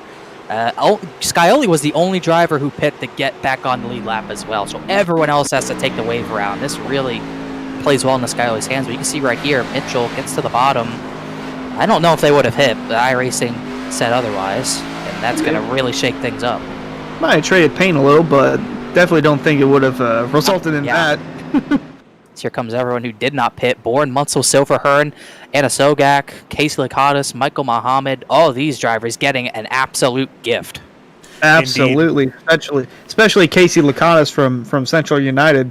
I was looking through the team's Twitter account. Actually posted that they went to the Snapchat AI and gave the field of who's going to win the race, and the Snapchat AI said Casey Lakatos is going to win. So we're just past. Oh, we're not. Well, we're close to half. Well, we are past halfway. Past halfway, and the 50 caught a big break there. Now he's got to make the most of it. I was going to say he caught a big break at Charlotte, too. In fact, that's what got him a really solid finish there, was staying out. Top 10. Was staying out when a caution came out mid-cycle to interrupt things, so he was going to benefit from that. Chris Seidenfeld, I haven't really mentioned him, I think, all race. Started dead last, lowest of last, and then up to 10th, is now up into first. Well, I don't believe he's pitted yet. I don't think so. He's not pitting He's yet. going to lead that lap. Yeah, he didn't lead the lap either. Scioli stayed out. His tires are only 3 laps old, so he'll cycle still to the lead. Oh, you know what? Seidenfeld, I think, misses pit lane. I think that's what we're seeing it. So I think he's going to come back down here. He's going to come down this time again, because it just showed that he went through pit lane, didn't stop in his box. So there's Scioli cycling out to be the race leader. Tom Bourne second, Nick Silver third, and Justin Sogak in fourth, with Casey Lakatos running out your top 5 as they run. Look at all the wave arounds we're going to have here. At the very front of it, David Weishart, Mason Kane, Philip York, Rabel, number of drivers who are in the top 10 are going to have to take the wave around. Scioli is not going to have to. He'll cycle to the lead. And unfortunately for some of the drivers behind him, they're going to get trapped for now. Ed Robertson, Forrest Smith, Austin Gak-Joe, Matt Alberson, they will not be able to take that wave. And things are probably going to start getting spicy here in a little bit, guys. But one thing that is definitely spicy is Rick's Hot Sauce. Race fans, be sure to check out ritzhotsauce.com for some of the best hot sauces made locally in South Florida. Try the Loxahatchee Classic, Golden Garlic, Palm Beach Pineapple, or South Beach Heat. Follow the Rick's Hot Sauce Rookie of the Year battle in the Area Cup Series and see which driver will take home the $100 prize as the highest finishing rookie in the point standings. It's again rickshotsauce.com, and the Rick's Hot Sauce car is currently in the lead. And he's also been enjoying quite a bit of a lead himself, taking a look at how many laps he's led, not the tire compound, how many laps he's led, 52 to his name. Pretty much just over half of the laps run this entire race, I think. Right? Just over, yes. That would be correct, and hasn't really been close either. Mason Kane definitely had a good short run drive, but 7 Scioli always lethal when we get to a long run on any sort of track. That's why he has 13 Pro Series wins. That's not very surprising to see the 7 dominating this one right now. As Mason Kane's going to have some work to do. Did not catch the yellow at a good time. He'll be 17th taking the wave around here. Well, at least he'll be back on the lead lap. Yeah. Yeah, David Weiser going to be joining him. Should be getting. You're going to have 31 drivers still in the lead lap, 16 through 31st taking the wave around, and you're going to see them all start going right here. Wouldn't be surprised if we actually do see the caution extended here, because there's a lot of wave arounds. Oh yeah, Scioli's going to take the top here, and yes, a lot of waves like you're talking about, Hunter. Yeah, good bit. They're still holy cow. They're probably going to have to extend the caution here. Shane that was Coey who was kind of holding up the line there for a little while. I'm glad. It looks like we're on the green. Yeah, you can't race back to the line anymore. Unfortunately, that would be interesting if you could race for wave rounds. They are not. They are not extending the yellow. Oh, okay. Well, gotta hope that those guys can get back quick enough and get somewhat sorted out. It's gonna be James Scully leading the field down on the top side. Interesting choice by the 7. Going to keep Tom Bourne stuck on the inside, and he's going green. We're back green here at Iowa. Lap 94 coming to 95. And a lot of new players at the front here. Tom Bourne's kind of been a constant in the top 10, but Anna Sogak, who gets the second, haven't seen him all race. Nick Silver, Michael Muhammad, Casey Licata. Oh my goodness, the wall, Wow. the wall. Holy cow. I think Munsell might have hit it, actually. Who didn't hit the wall? A lot of drivers on the outside did end up hitting the wall. How about Shane Terrian? I haven't talked a whole lot about him. Been struggling. Big wreck, turn 4. I think it's Greg man. Mitchell, like Yeah, I think I saw the two, Greg Beckner. Mitchell. And Travis Beckner. Oh, man. Where on earth is there? Is Greg Mitchell Just back like in that, the 37? yellow's back out. Beckner's missing his bumper. Yeah, that might help him for speed, but that's a lot of damage. See what happened here. Mitchell Whoa. just up Oh my and goodness. What is happening tonight? what is with the right? The Greg Mitchell's got spikes on his right front tire or something. Apparently, it Twice. looks like it. Bang! He almost went over. Beckner did. Somehow only those two were in that crash. I think Alex Weaver got a really good onboard. Take a look and see what happened from his point of view. Yeah, you see really bad neck code with hitting the two. I don't think there's been I don't think there's been a yellow tonight where the car that's made contact hasn't had a weird like hop to it. Except for maybe, yeah. Riding on board with Travis Beckner. There's two Greg Mitchells inside. Ooh, see him. Wow. He probably also wondered what on earth happened, because that's the type of contact you would see in open wheel racing, where Yeah. the rear wheels get on top of each other and the bounce. But we're in a closed fender stock car, so that's definitely not possible. It definitely shouldn't happen. It's weird that it happened with the same car as well on the bottom. I don't know if that's an internet thing. Excuse me, internet thing for the two, but 27 went flying into the fence out of 4 because of it. And somehow, I don't think anyone else got in it. Philip York just barely got by. This is almost like Rockingham, where they hit that backstretch wall and the car just wants to fly in there and turn over. Colin Vanderbilt coming down pit lane. He's on the lead lap. It's surprising to see him come on down. One driver was happy with that. I think he was Fort Smith getting the wave around. I think he was one of the wave around cars. Yes, so he was. Probably just going to okay. come down and get some tires. Would they be good to go for the rest of the race, Connor, on fuel, or would they have to come back in again? Oh, they'll be good on fuel. That's why everyone was stretching it past lap 80. They were plenty good to go to the end on that pit stop. So maybe just some insurance for green, white, checkered, but I don't think that's the case. I think he just want fresh tires. They should be pretty good to go. Pace slowed down here once again. Caution comes out again here at Iowa. Should be getting a restart in a couple laps here. But things starting to heat up, especially with a big shuffle to the order. That being said, the guy up in front, I don't think we're going to be too surprised to see if he starts to break away a little bit here.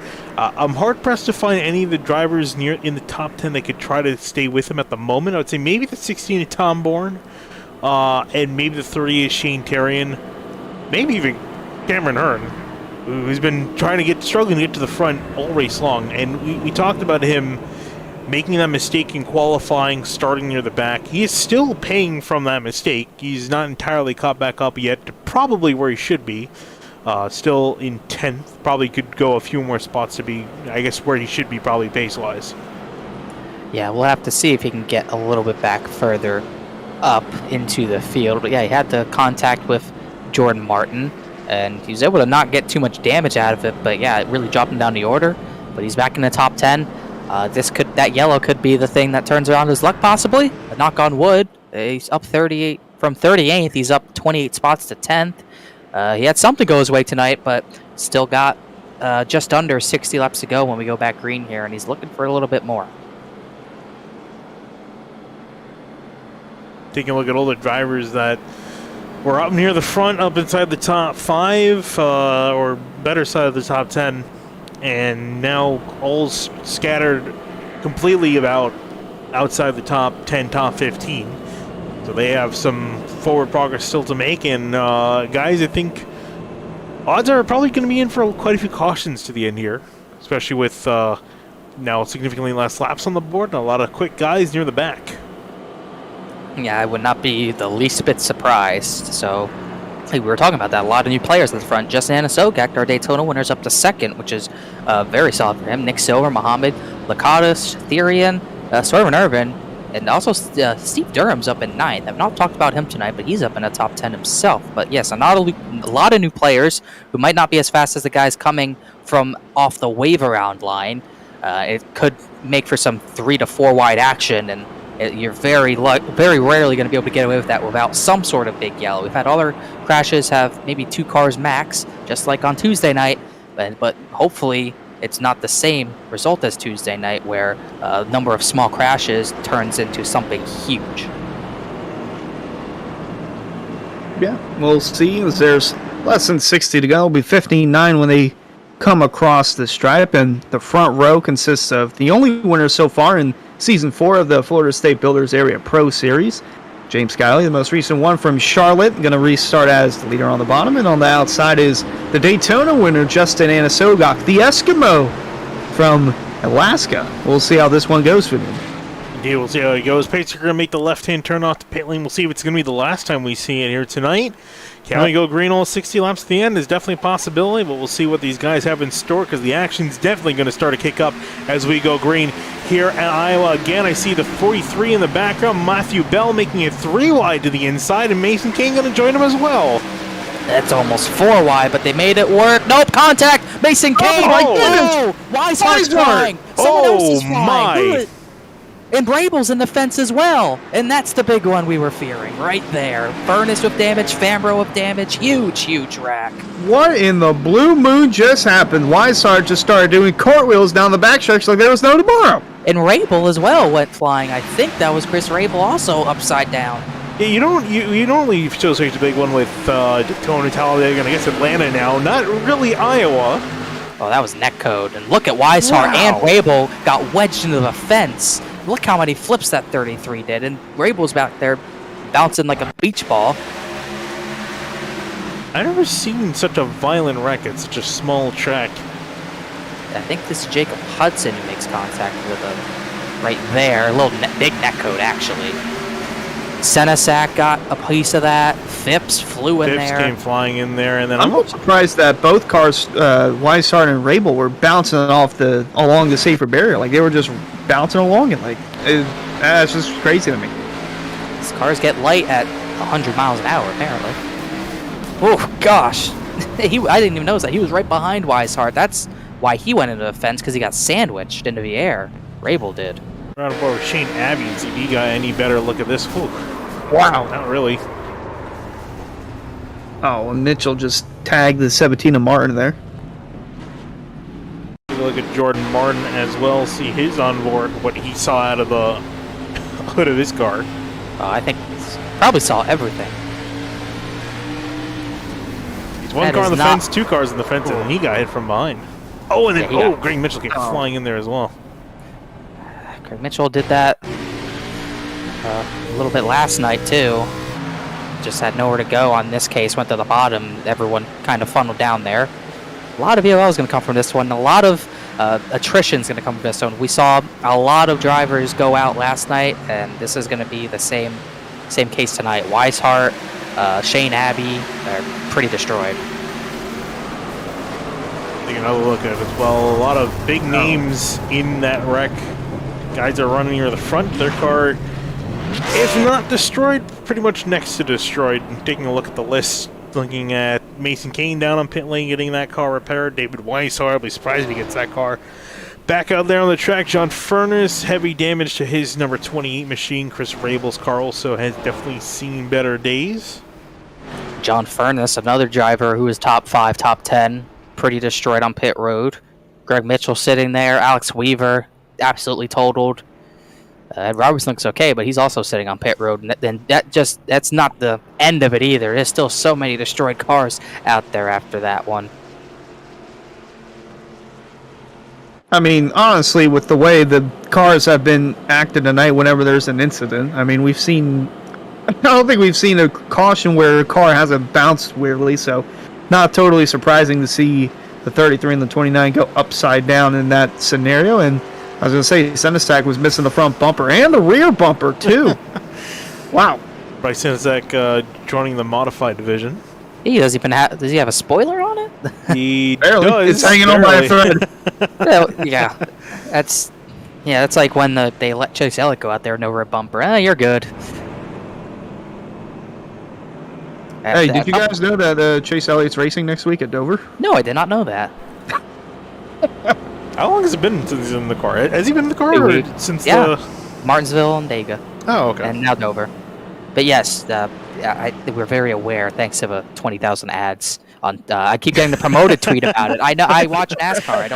I don't need the promoted tweet. I know he's racing. Now, we know who's racing in this series left. Nothing much has changed near the top of the order. In fact, really the guys who ended up staying out, they're really benefiting now because a lot of them avoided that carnage back in behind them. And one driver's also somehow avoided the carnage. It's Ryan Hart. Oh, wow. Look at that. Would not have expected him to get through that, but he was must have been very fortunate, or maybe he was just ahead of it. But really solid climb after being involved in the first yellow. He got hit 3 times in 1 lap. On lap number 2 or 3, whichever one it was. But, lap 2. Yeah, lap 2. So he's been able to make it all the way through, and he's probably got one of the cleaner cars out there now. Hey, by the way, do you guys know James Scioli's racing tonight? I believe that was your pick to win. I think it was. Yeah, how about that? Yeah, I was gonna say my pick. Matthew Bell has still got some work to do. Looking at him in 12th place, so still has some ground to clear up. Unfortunately, Hunter's pick is in the. Actually, where is the 27 of Beckner? Back pretty totaled. Yeah, he's still pretty damaged, but in 21st. But James Scully, we mentioned, leading the field back to green here at Iowa. Tom Bourne and Justin Sogak about to duke it out for second as they go 3 wide in behind again. This a look from the 1 of Steve Durham. Looking the inside. He's going to back out of it, though, as they're a little wobbly. Some guys hitting the wall in the background off into turn 2. Oh, they're almost 4 wide back there. Oh, spin. Nope, half spin. He saved it. That was Beckner. I don't know if he got hit, but a little half spin has to save it. It's a mad scramble for track position now with coming to 50 laps to go as, unsurprisingly, Scioli's clear, but here comes Tom Bourne for second. Tom Bourne knocking on the door for second from Justin Anasogak. And as I say, don't count out the 46 of Nick Silver, too. He's been slowly creeping towards the front. Had to have that yellow come out and benefit him, but still, he's got a pretty quick 46 car.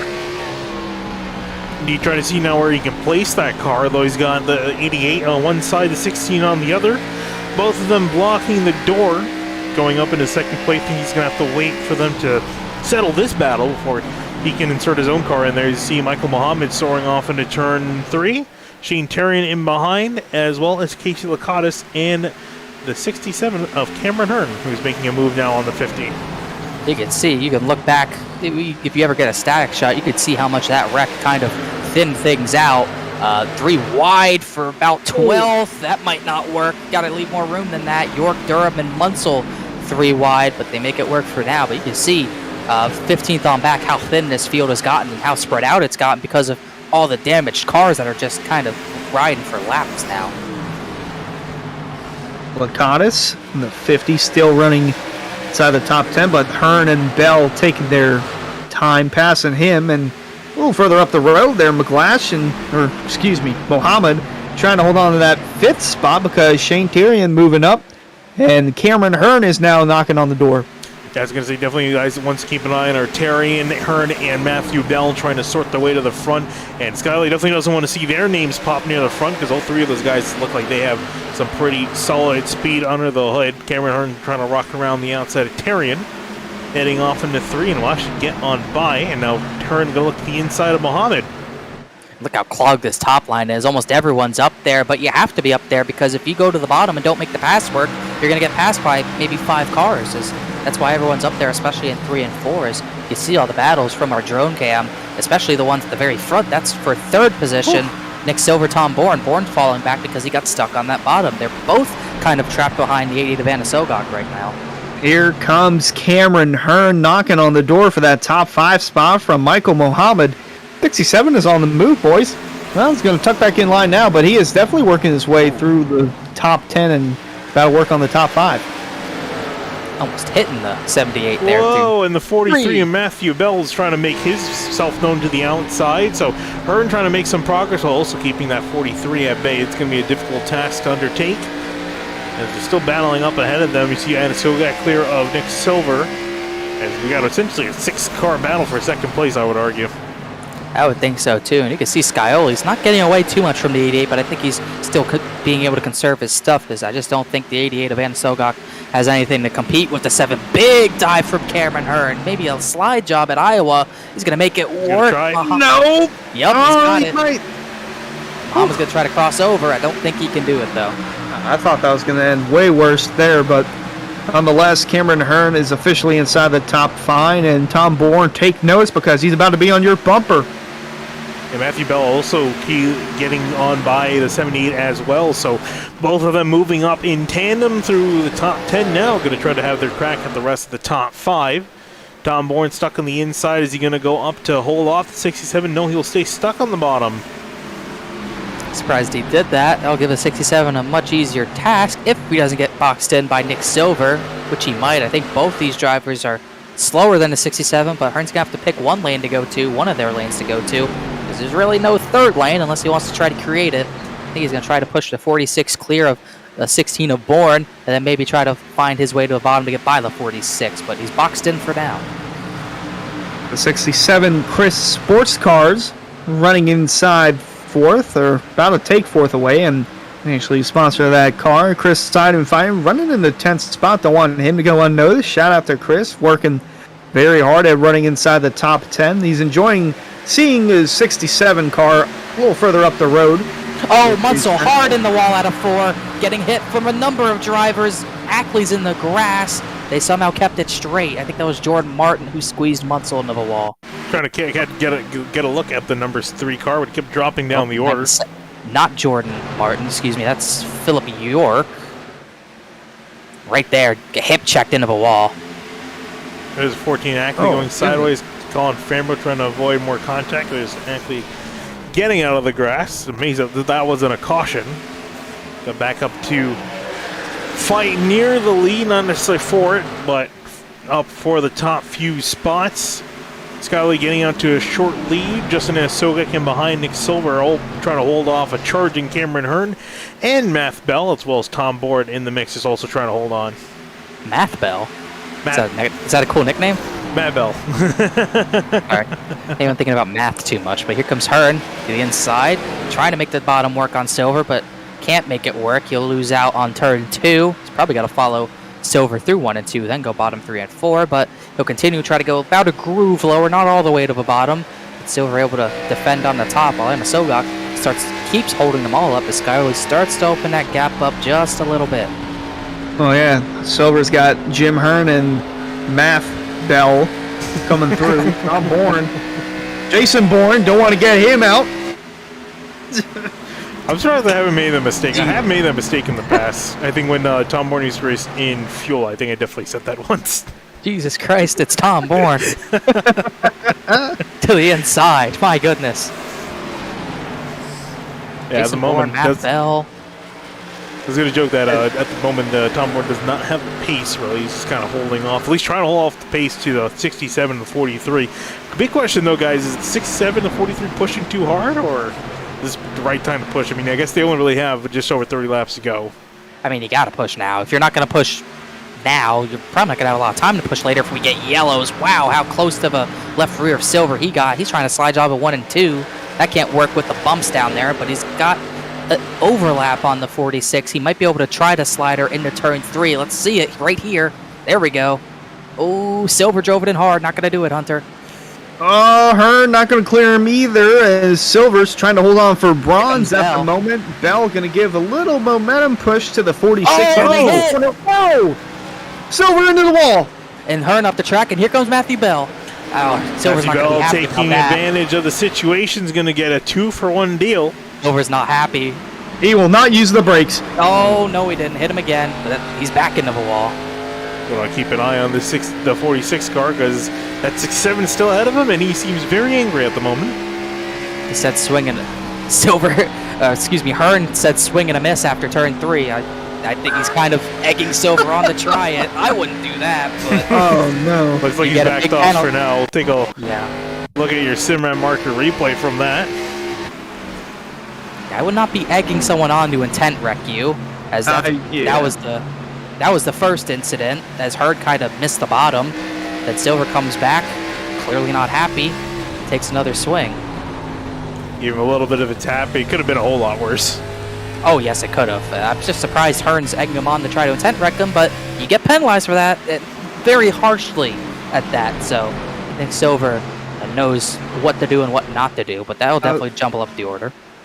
Silver, I was going to say with him, his car did that bounce thing after it made contact with the 67, and they were both separated, and then his car just bounced. So I'm not sure. He might look at that and just kind of call it like a iRacing deal, because that's been happening all night long, but pretty sure it's just heat of the moment stuff, as Matthew Bell trying to take second away from Justin Anasogok, holding on to the second spot.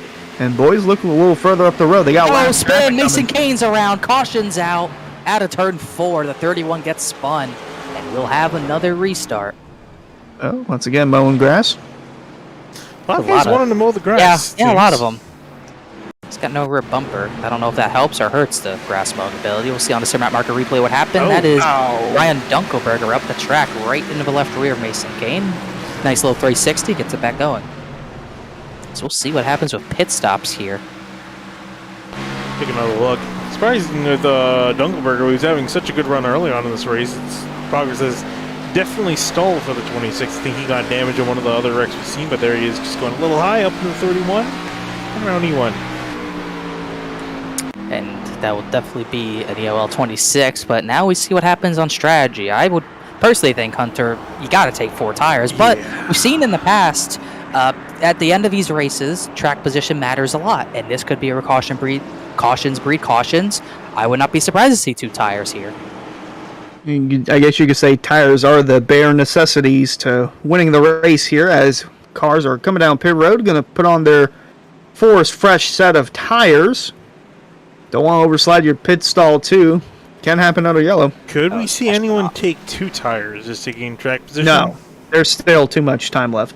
I think you might see someone try it. If we get a bunch of yellows, we've seen it before. If you get a bunch of yellows, they won't have that much time. That's not a bad risk worth taking, especially if you're not outside especially if you're outside the top 10.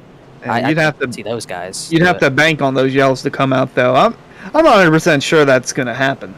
Nah, I don't think anyone tried it. Scioli's out here first. Comes Scioli. Yep, and I agree. Don't think anyone tried it. 43 is going to beat the 88 with his first pit box as everyone else is coming out. Don't see any huge change-ups as they all exit pit lane. Oh, hello, Bryce. Lucky dog. Modified division. As Bryce would say, hooray! No one stayed out, unsurprisingly. That would be even worse. Yeah, that would say definitely not. 10 laps ago, maybe. 30, no. Yeah, but I think even if this goes green 20 laps, I don't think it would be right to pit again. I feel like this is your set to the end. You got to make them last. I think the big question is going to be how many cautions are we going to see from here to the end. I know on the last one we were saying, we're probably going to see some cautions, and we saw a few, but we had a decent run going there other than that minor incident. So I think we can get past, probably the first 10 laps. I think it's safe to say we could go more or less green in the end. I think it's definitely possible. It's going to be one or the other. I feel like it's either going to be a 25 to 30 lap run all the way to the finish, or we're going to get yellow after yellow. I don't see there being much of in between. Here's the yellow. Here is the 46, and here is the 67. Oh yeah, possible. It's possible, but I don't think Silver's going to get back to him personally. No, not unless Hearn has a slip up. But I'll say back a season ago when the Pro Series went to this track, the last yellow came out with 7 laps to go. So we'll have to see if the trends stay the same for that region, but I doubt it could happen between the 46 and the 67, unless Hearn has a slip-up. Yeah, definitely. And race fans, be sure to check out the shop.areaiRacing.com for merchandise to represent your favorite drivers and teams. Shop from our brand new selection of champion t-shirts, jackets, hats, and more. Easier to shop, quicker to ship, better to wear. That's shop.areaiRacing.com. And I'm sure there's definitely quite a few guys you want to be rooting for, and probably going to be more guys you want to be rooting for here. We've seen quite a bit of heroics from a lot of drivers tonight, a lot of big dives heading off into the corners, and I think we're far from over in seeing those big dives and guys being able to make it work.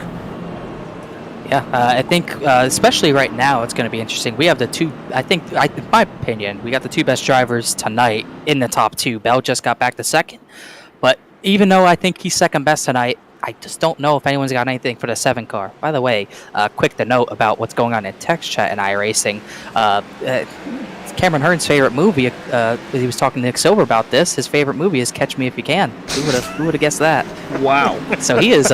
He's daring him. He is absolutely daring him. He's dangling. I don't know what's a better analogy: dangling the carrot on a stick in front of him, or poking the bear. A little bit of both. No love to cars. He's lucky. We'll see what Nick Silver does, but I think any other driver would throw caution out the window. If someone's egging me on to do it, I'm gonna do it. I would do it. If me and him race Monday night, if he's doing that, if he walls me and then he eggs me on to do it, I'm sorry to the admins, but I'm gonna do it. But either way, we're going green here. I see it as a dollar bill. I pick it up, put it in my pocket, save it for later.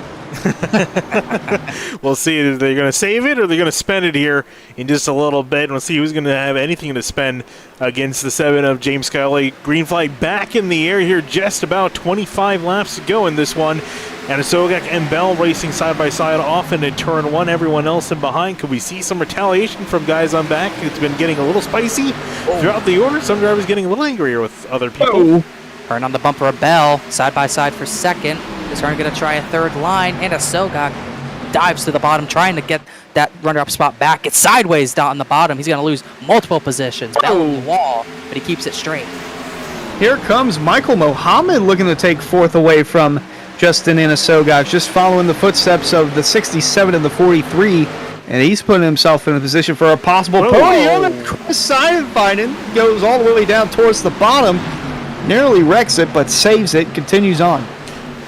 Not sure that was planned or not, or whether he was avoiding a wreck or trying to prevent himself getting wrecked.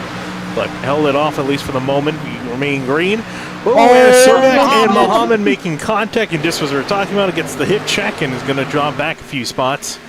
Muhammad says he'll think about that. That was another sort of hip check entering the corner, but luckily no wall hits from that one, but Muhammad goes way down the order to about 10th.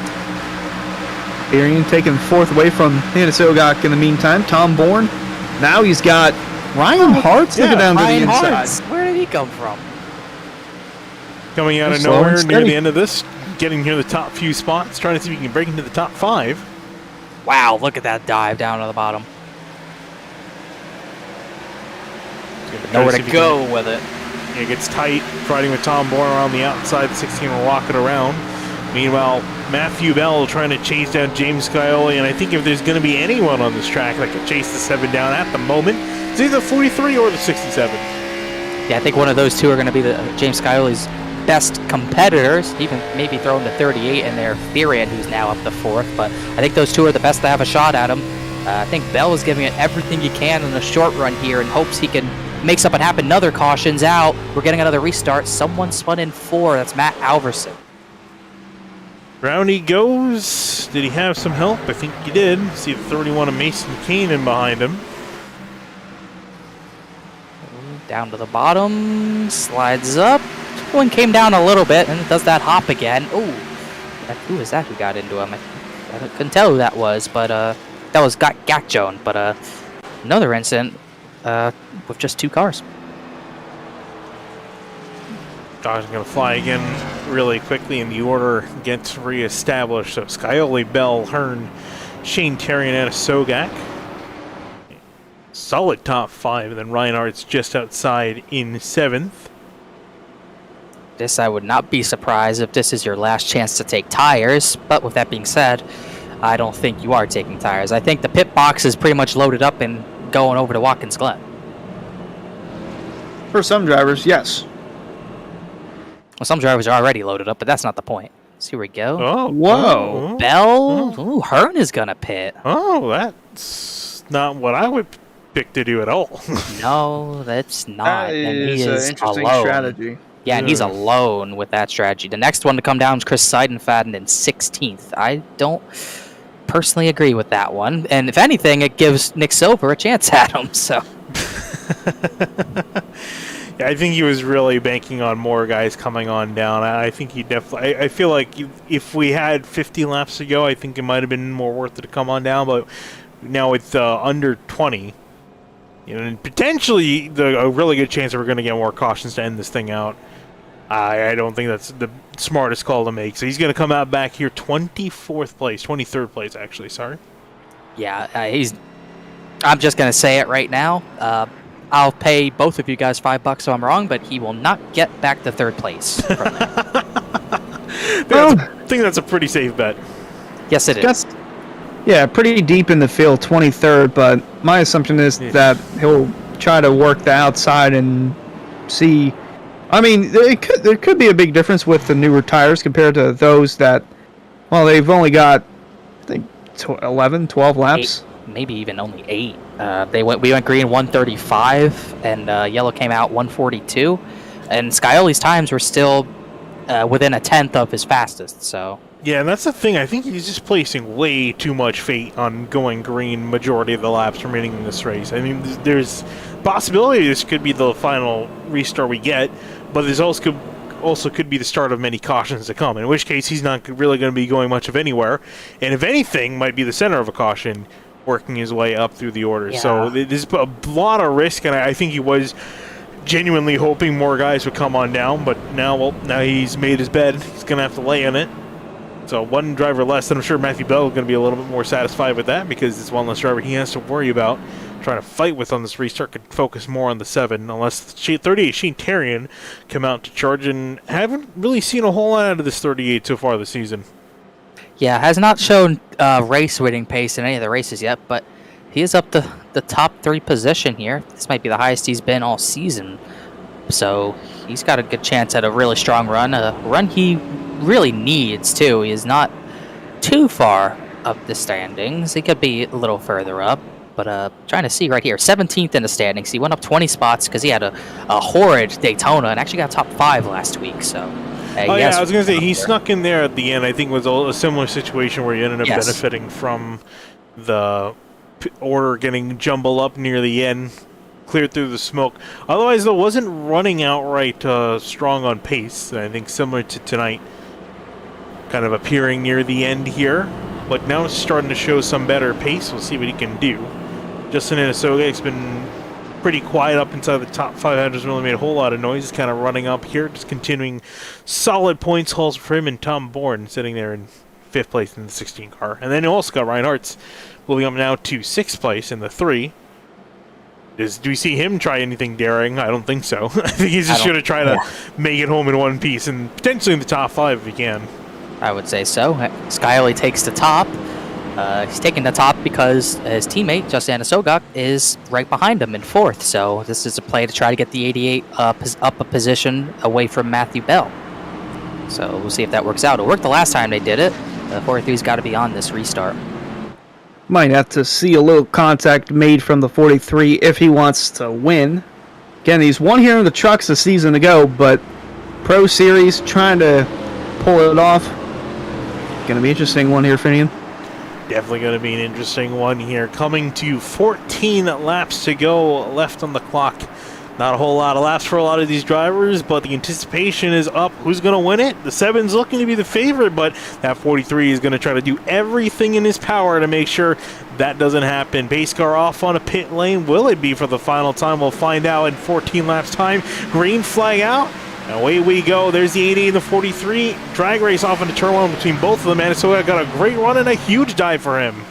Almost like Bell missed a shift. He really checked up in. That's going to let Shane Therian get to the bottom. Ooh, Bell trying to slot in front of Hartz. The 3 gave him a big break there, and the 88's back to 2nd.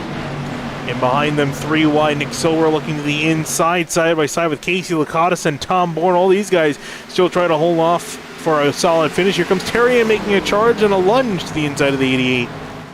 See how he reacts going over the bumps. Pretty even with the 88. Here comes Bell back on the top. 88's going to get the run off the top. I think he might need to try a slide job. He sends it in the 3, but the 88 did as well. They might make contact here. Whoa. Yeah. Oh, man, they didn't. Gosh, that is close. Sky Motorsports looking for a solid run here from Shane Therian. Probably a podium finish. They can hold on to second or third, trying to take second. Gonna have a big bobble there in the middle of 1 and 2. Bell gonna have the run on the outside. And a Sogok having a big moment. Now Bell to the outside of him, and he's on the wall. Big hit. Bell not happy about that one. They're going to stay 3 wide. That's not going to work. He's going to turn the 43 into into Terry and into Tom Bourne. Bourne spinning back up the Nick track Silver. into Nick Silver. And there they rack. Big rack on the front straightaway. And no There's caution still no as it's yellow. below the yellow line. There it is. There it is. There's the caution. There has to be a caution for that. There it is. That took forever. Working at a 2. Oh, Tom Bourne. Bourne and was that Dunkelberger? Yeah. It was. Oh, boy.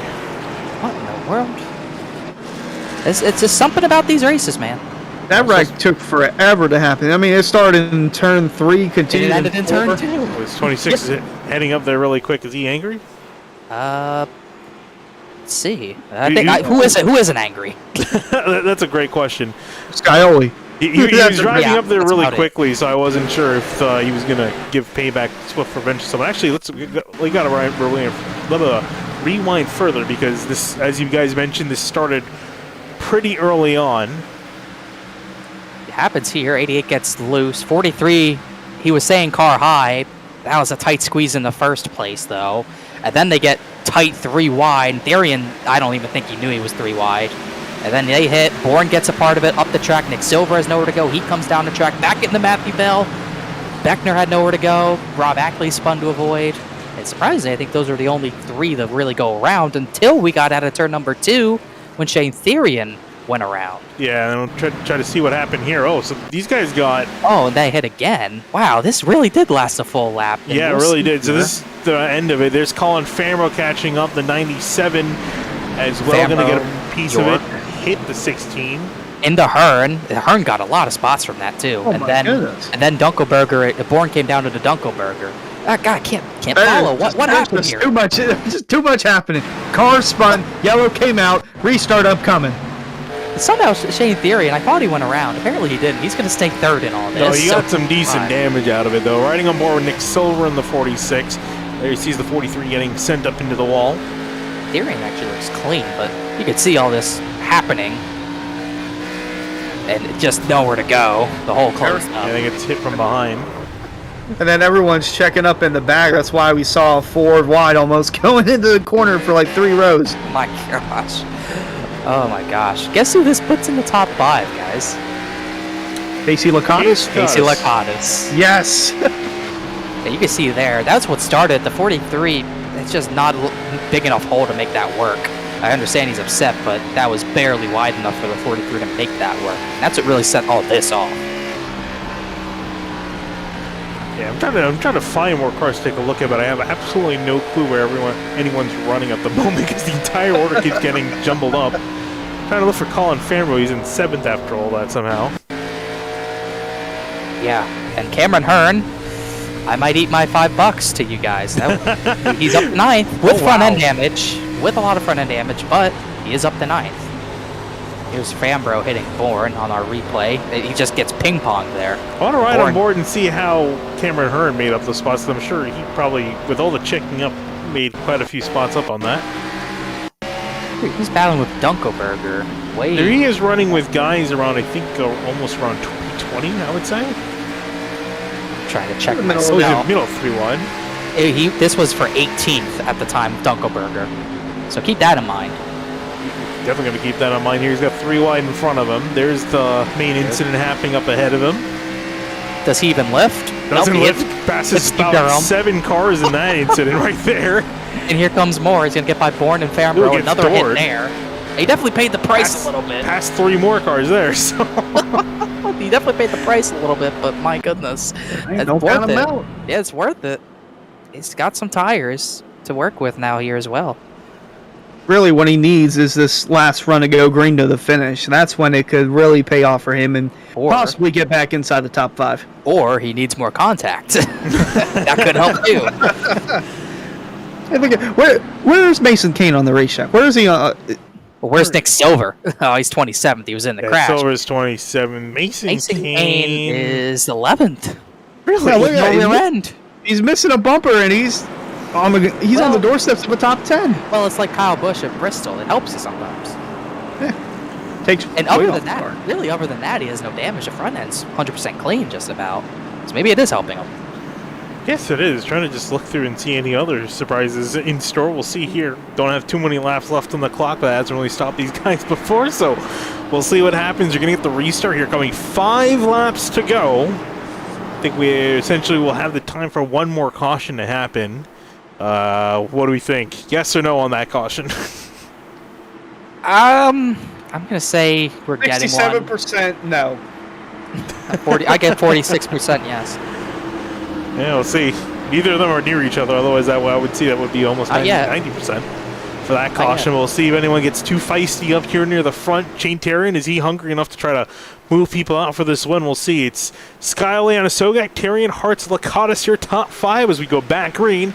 We have 5 to go. And a great start for Paul Irvin as he makes it 3 wide. Paul swerving Irvin to the inside. 4 wide. Sideways. Side finds around, and there's the caution immediately. So much for the 67%. Big hits. And that was Spencer Brown who went around as well. That's going to put us in a green-white checkered scenario, and this is a scheduled green-white checker. So this is the last time we'll go green, and boy, oh boy.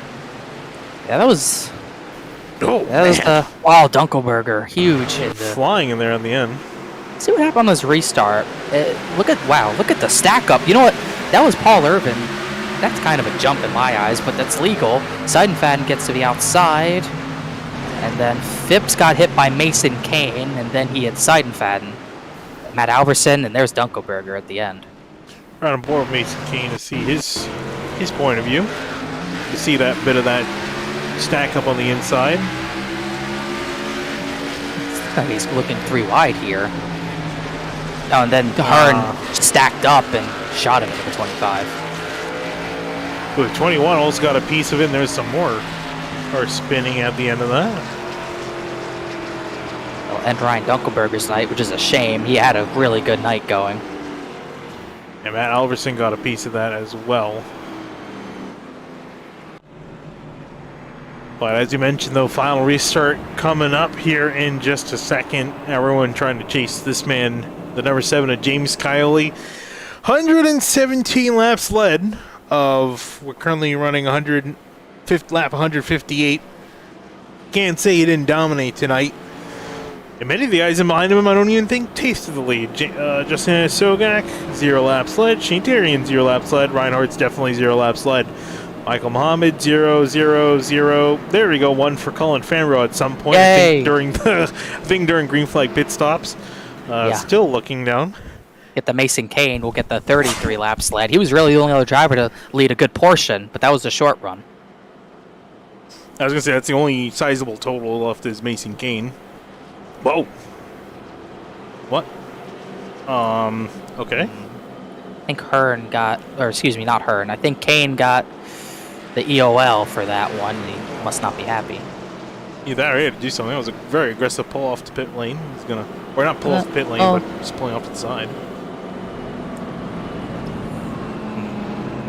Well, I can understand it. I can understand his frustration because he was inside top 10 for a good bit. Then got caught up in that wreck. Worked his way back up towards the top 10. Got in that wreck.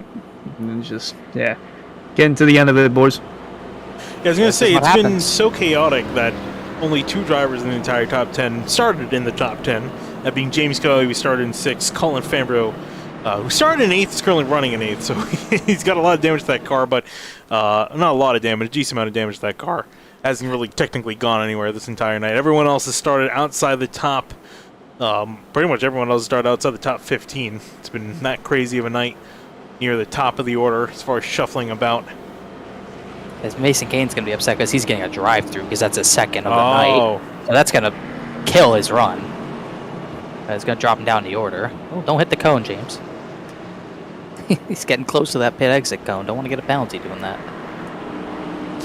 Top 10 most embarrassing ways to lose a race. At least it would be. No, look out, cone! Oh, he missed it. Thank goodness. Cone lives matter, folks.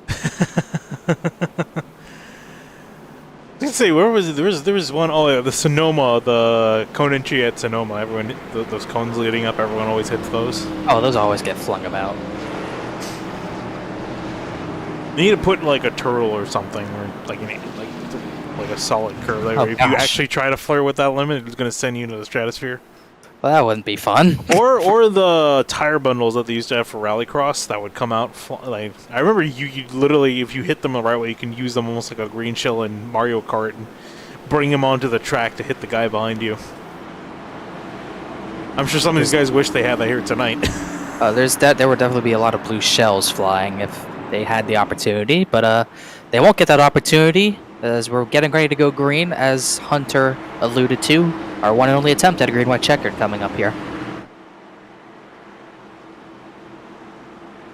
It's going to be our final restart here tonight from the Florida State Builders Area Pro Series here at Iowa. Round number 3 going to come to a close very quickly here. 2 laps. Will it be green? Will it be caution to the end? We'll find out here and see what these guys are going to do. We've seen some very chaotic restarts. Everyone going for it. And if they haven't been going for it already, they're definitely going to be going for it now. Pace car is going to go off for potentially the final time tonight. His final time leading these guys to restart. And the field in control of the number 7 of James Scully as we go back green here at Iowa. Great jump for Scully in the 7, as well as his teammate Justin Anasogak. Shintarian struggling, it seems, a little bit to get up to speed. Oh, Muhammad up the track. Oh, he got boy. blocked by Therian, but they made it work. They're side by side for second. That's all Scully needs. Crash in the back out of turn 2. We stay green, but it's a big crash. Ackley's almost on his roof, and that will end this one. That'll end this one, and it will be James Scioli that'll be up ahead. Rob Ackley, you mentioned, with some damage. Spencer Brown and more with some damage. We'll take a look at it after the checkered flag, but James Scioli will be coming around to collect the pace car. Justin Anasogak's teammate in second place, and are we surprised, guys? Not at all, but there's no one else really deserved this one. Scioli was dominant. Even when we did get green flag runs, no one could touch him. Solid job controlling the field all day long. There really hasn't been too many people to really hold a candle to this number 7 car tonight. He's led 122, coming to 123 led. I'm not sure what the math is on that, but it's definitely a lot of laps done. He's not even going to be keeping track because he's definitely going to keep track of the win. He's just collected win number 2 for the number 7 here at Iowa. A solid start to his season.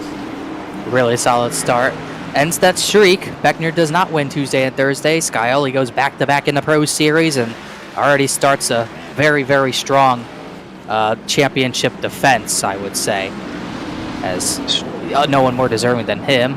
Is everyone giving him congratulations? Too much congratulations. For those Forrest Smith and Beckner, what is Santo doing? He almost just plowed into like 7 cars back there. But I think everyone's mad at everyone. That could be a thing.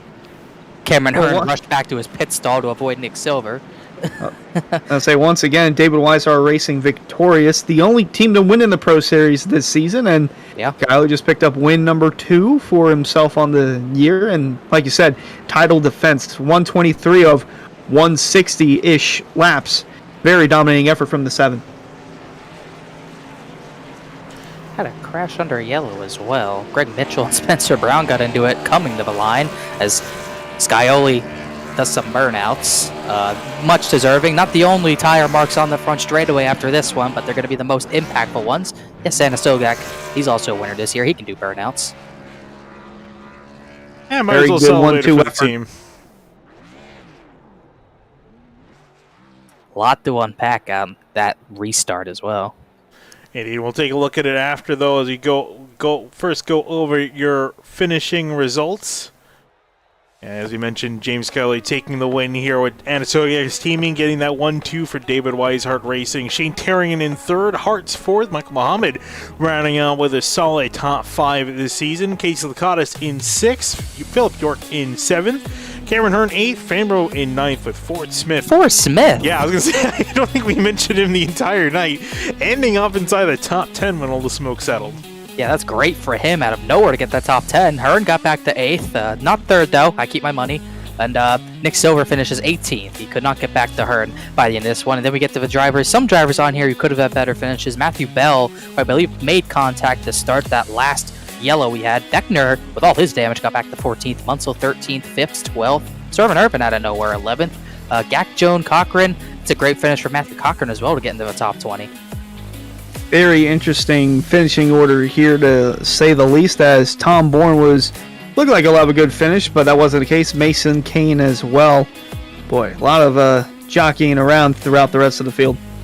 Oh, indeed, and especially as we go onto this page, a lot of the retirements start appearing over here. Ryan Dunkelberger had a great run early on, looking like he might have had a top 5 car, wasn't meant to be. Chris Rabel, a solid car in his 29 machine, ended up retiring, as well as John Furnace, David Weiser, Brad Slaughter Jr., all three of them strong earlier on. Still never understood why Brad Slaughter retired. I think he had to deal with something.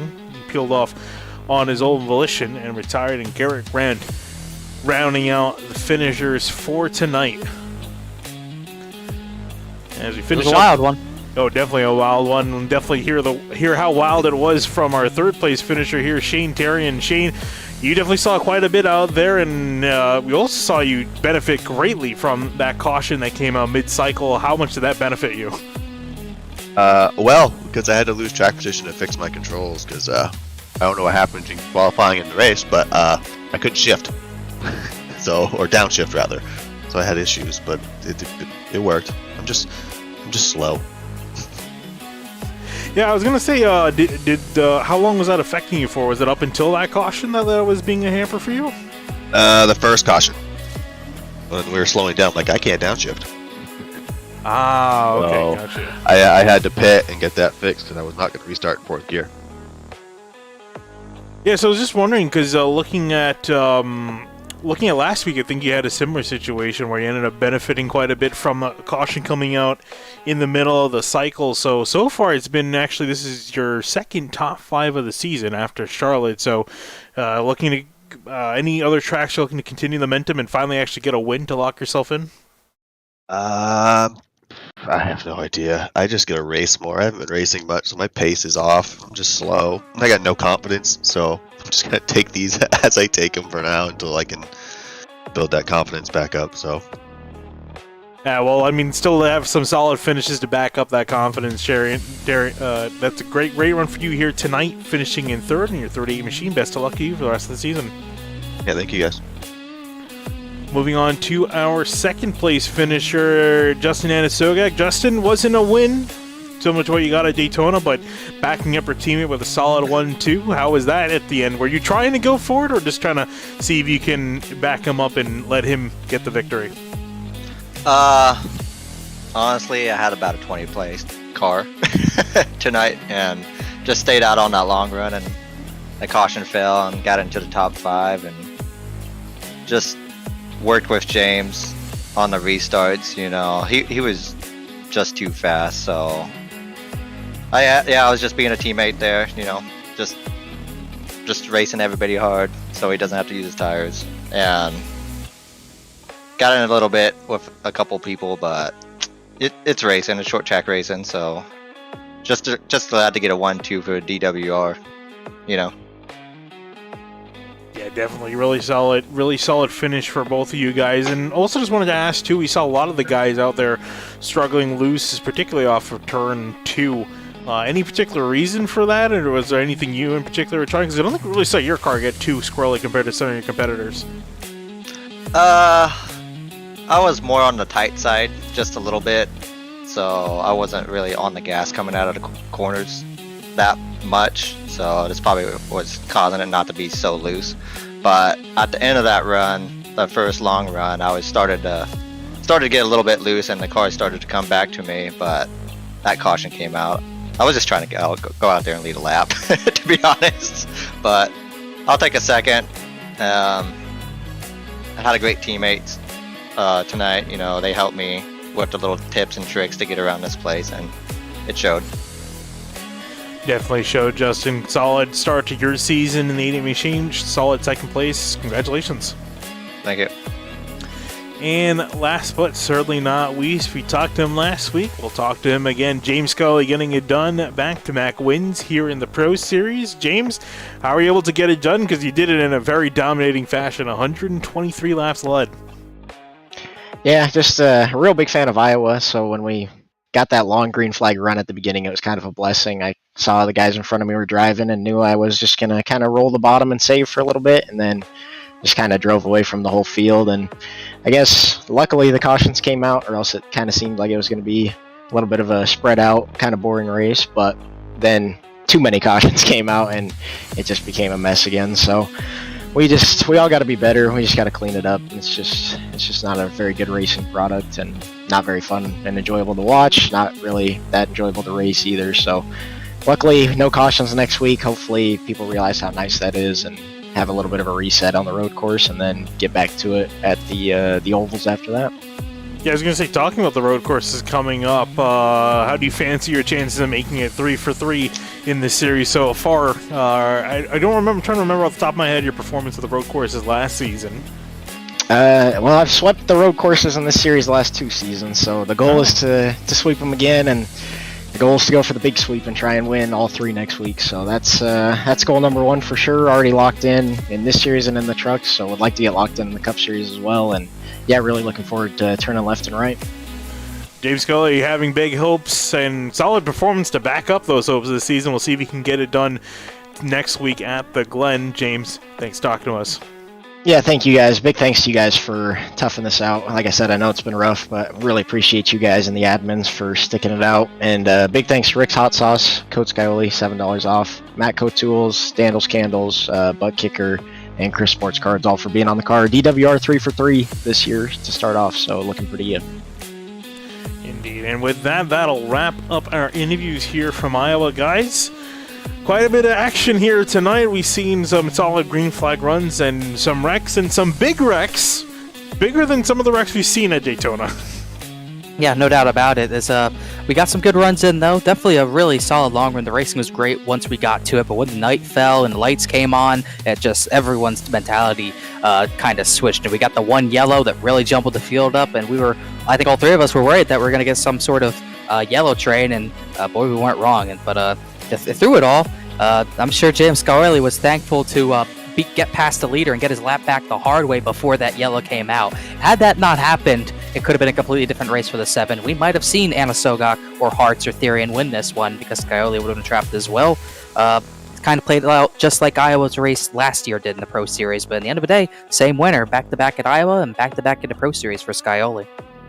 Well, see if he can go back-to-back when they head into Watkins Glen next week. And boy, I'm really excited to see the road courses this season. And Cup Series going to go there. Trucks, I believe, will go there, and Pro Series as well will go there. So we're going to go left and right turning next week. But overall tonight, I thought it had a pretty solid moment with the green flag stretch. I thought that was pretty cool. And then the carnage just seemed to unfold. Was it a full moon tonight? Because cars were just bouncing. Cars were bouncing all over the place. I don't know if the Earth's tilting in a specific manner, but the wrecks were very odd tonight. But throughout all that, James Scioli got the job done and dominated at Iowa. Indeed, dominated at Iowa. We will see next week, as he mentioned in his interview, can he dominate next week at the Glen? In fact, all 3 series, got to mention that too, are going to be heading to Watkins Glen. So some road course action for the first time this season across all 3 series. That is Monday, Tuesday, and Thursday night here for the area series. But for tonight, my name is Finney Kuna here with Connor Horn and Hunter Sleppy. We'll be signing out here from SimTV. Thank you for watching.